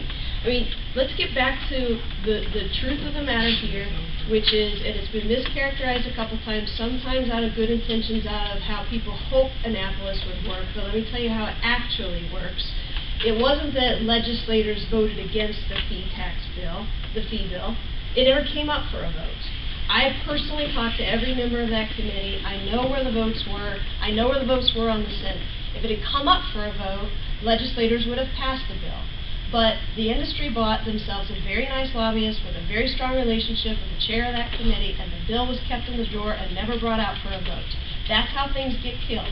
And so if the industry didn't want to have to pay $1.8 million to help us study this with an accelerated, you talk about delay tactics, we were trying to rush this thing forward. Let's get it done by 2013 by having the money in place to do all these studies we're trying to do. And they said no. Even when they stand to gain $7 billion from us moving forward to drill.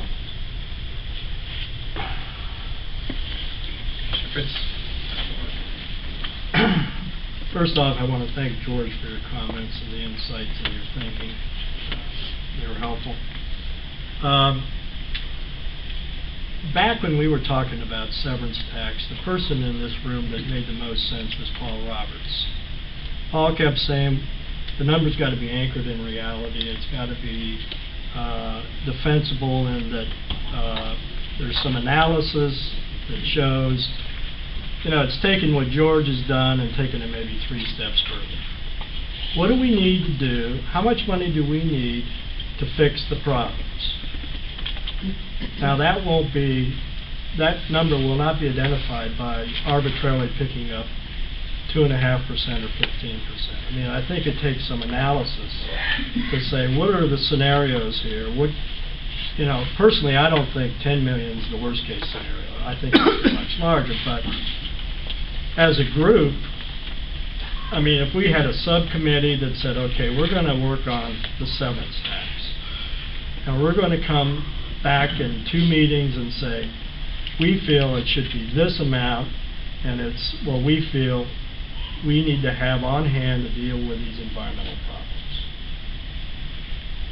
And it may be 3.5%, I don't know. But at least there's some analysis that goes a little bit beyond what George has done.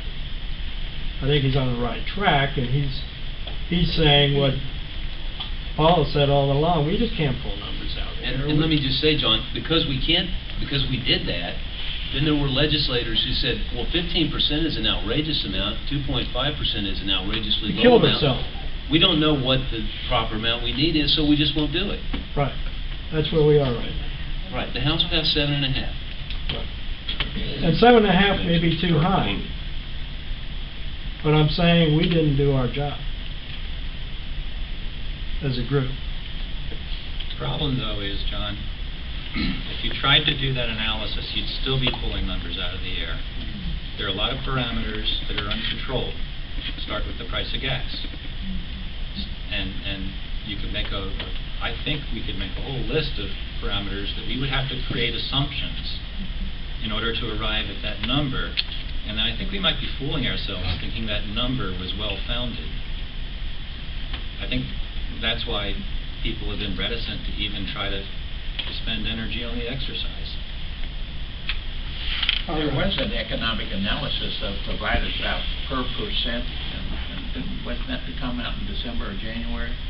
Done by There were three different studies done in the last 4 months on this. One by the Department of Fiscal Services and the legislature. The second by this commission based upon USGS's recent predictions on the amount of gas that's available. And the third by the industry in a report that was released in March. And they range from the low to the high. On a percentage point, 1%. The lowest is $200,000 for every 1% of tax.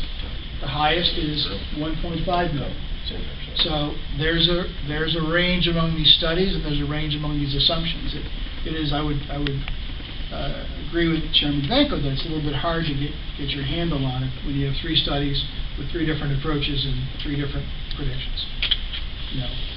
Yeah, but aren't there really three components that we have to be concerned about? We need to have money available for your agency to manage activities. We have to have money available for your agency to manage activities. And then we have to have a larger pot of money for restoration. Now that budget and that budget should be fairly reasonable to identify. It's the enforcement and all that work. The big number is catastrophes, how much money we need. John, don't forget that there will be a permit fee, and that goes to the departments to help monitor things too, and they have yet to say what that may be. But they have the authority involved to do that. Part of, just one more comment on this, and then it is lunchtime. One more comment on this is there are two issues. One is that if something goes wrong, how much will it cost? And we looked at that and used an assessment and said, what if, hypothetically, 400 wells serving 1,000 people were contaminated with salt? What would it cost to fix that? The answer was $10 million. Then you ask yourself, well, what is the risk? What's the risk that something bad could happen? The industry produced a report in March done by the SAGE Group that referenced an earlier study done by an energy group in Washington, I think, or Manhattan, about a year ago. It looked at violations in Pennsylvania. Manhattan Institute. Yeah, I think I provided it. Yeah. It looked at violations from 2008 to 2010. There were 1,950 violations. 152 of those violations, or 7%, were serious, meaning they posed a threat to the public health, safety, or welfare. 7%. 152 over 3 years. So you ask yourself, what is the level of risk? And that also needs to go into the factor of how much money you need. Plus AG, I forgot that. You'd have to have a budget for Attorney General office. Love the lawyers.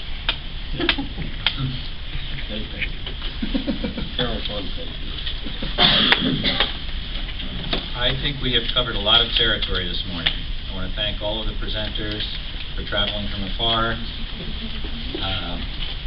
I don't think we have time for public comments, but I for one, and I'll bet a number of other commissioners will be happy to hang around and to speak one-on-one with people. Could you just at least wrap up where you think we are? Like, I'm still kind of walking out of here confused, like, what the hell are we doing? Yeah, we're going to talk about the study for best management, expanding that possibly. I think that's a great idea. Well, okay, let's talk a few minutes about possibly extending the deadlines for Professor Eckel. We could certainly relax some of the deadlines, but if we extended the study, I think you'd probably want us to pay him more. Oh, don't say that. You know, probably contracted for a certain amount of summer time, and I know how it is in academia. You try to get your summer salary, but golly, if someone then says, well, I want you to work the whole summer instead of half the summer, there's a monetary commitment there that I think we would have to fulfill. I may be totally off base, I don't know. But can we ask the professor? Is I there- asked him that at break, and he said he would get back to us about that, I think, right? Well, I've never done a study yet, but I haven't done more work than the amount I was paid to do, so. Maybe he could The way it works. submit a proposal to extend the work and the budget for the powers that be to consider. So that And remember that he has 3 dates, June 15th, July 2nd, and December 3rd. The June and the July dates may be the real They're probably the most tight spots problematic, here. yeah. And one notion is that getting it wrapped up in December would inform the departments as they attempt to look to work on this legislation that the senator talked about, sort of a comprehensive single legislative product for the next session that we would have instead of this flurry of 10 or 12 bills that we had this past session. In other words, to be able to have the information in hand to inform that piece of legislation. But even December's late for that. They'd want to be collaborating before the final report, because to do it right. Well, we don't have to have our bills drafted until the second week of February. So yes, ideally, having something in December is helpful, but if we pushed everything even just a month, like we don't start session until the second week of January, if we even had some solid information back by the time we started session, we would still have time to get bills drafted before the second week of February bill drop deadline. Let me make a couple of observations. The comprehensive bill will probably not contain the detailed best practices. I mean, they will be done through regulation. So the work on the comprehensive bill can begin, it's already begun, I mean, in the sense that I've been thinking about it and gathering materials. Secondly, the deadlines that we're under are set in the executive order, and we do what the governor orders us to do.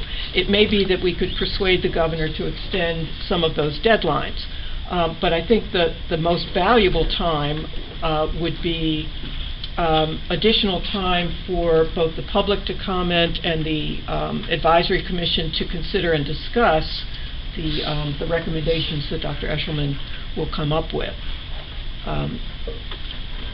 So I think that adjusting the time frame might be a good idea, that it would require the governor to agree, and that it might not push Dr. Eshelman's timeline down too much. It might still hold him pretty close to where he is now, but it would give us more time to consider it and discuss it. So would that require a letter from us to the governor asking for a pushback of the August deadline to, say, December? That would be one way to approach it, but if the advisory commission wants to make a recommendation, the secretaries could carry it forward to the governor. Does that sound like a good idea? So moved. So may. So moved. Anybody against that? I was just going to suggest maybe if Dr. Eshelman could tell us what kind of time frame would work better for him, that would inform what we go to the governor with in terms of a new time frame. Well, I'm not very well prepared for this, to be honest with you, because we've been under the I'm not saying assumption right of now, but moving at all due speed with the initial deadlines. But any leeway we get would be, I think we can do that much more work and make much more, provide better information for you. I So I don't have a number. Perfectly well justified. I can't imagine that if the secretaries took that to the governor, they'd somehow say no. Because, as someone pointed out, trying to rush it is not really a best practice. unless there's a major financial consideration, in which case, right. that might be a speaking point. I can see. Mr. Chairman, can I ask what we're agreeing to? I want to make sure that I know what we're agreeing to.